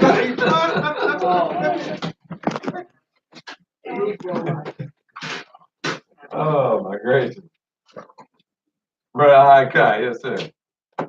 Hallelujah. Hallelujah. Praise the mighty Yahweh. Thank you, Yahweh, for blessing us this day on your holy Shabbat day. Thank you, Yahweh, for allowing us to all come together to reverence you. Thank you, Yahweh, for looking over us and keeping us safe as we travel to your sanctuary to receive your holy and magnificent word. Thank you, Yahweh, for all that you have done for us.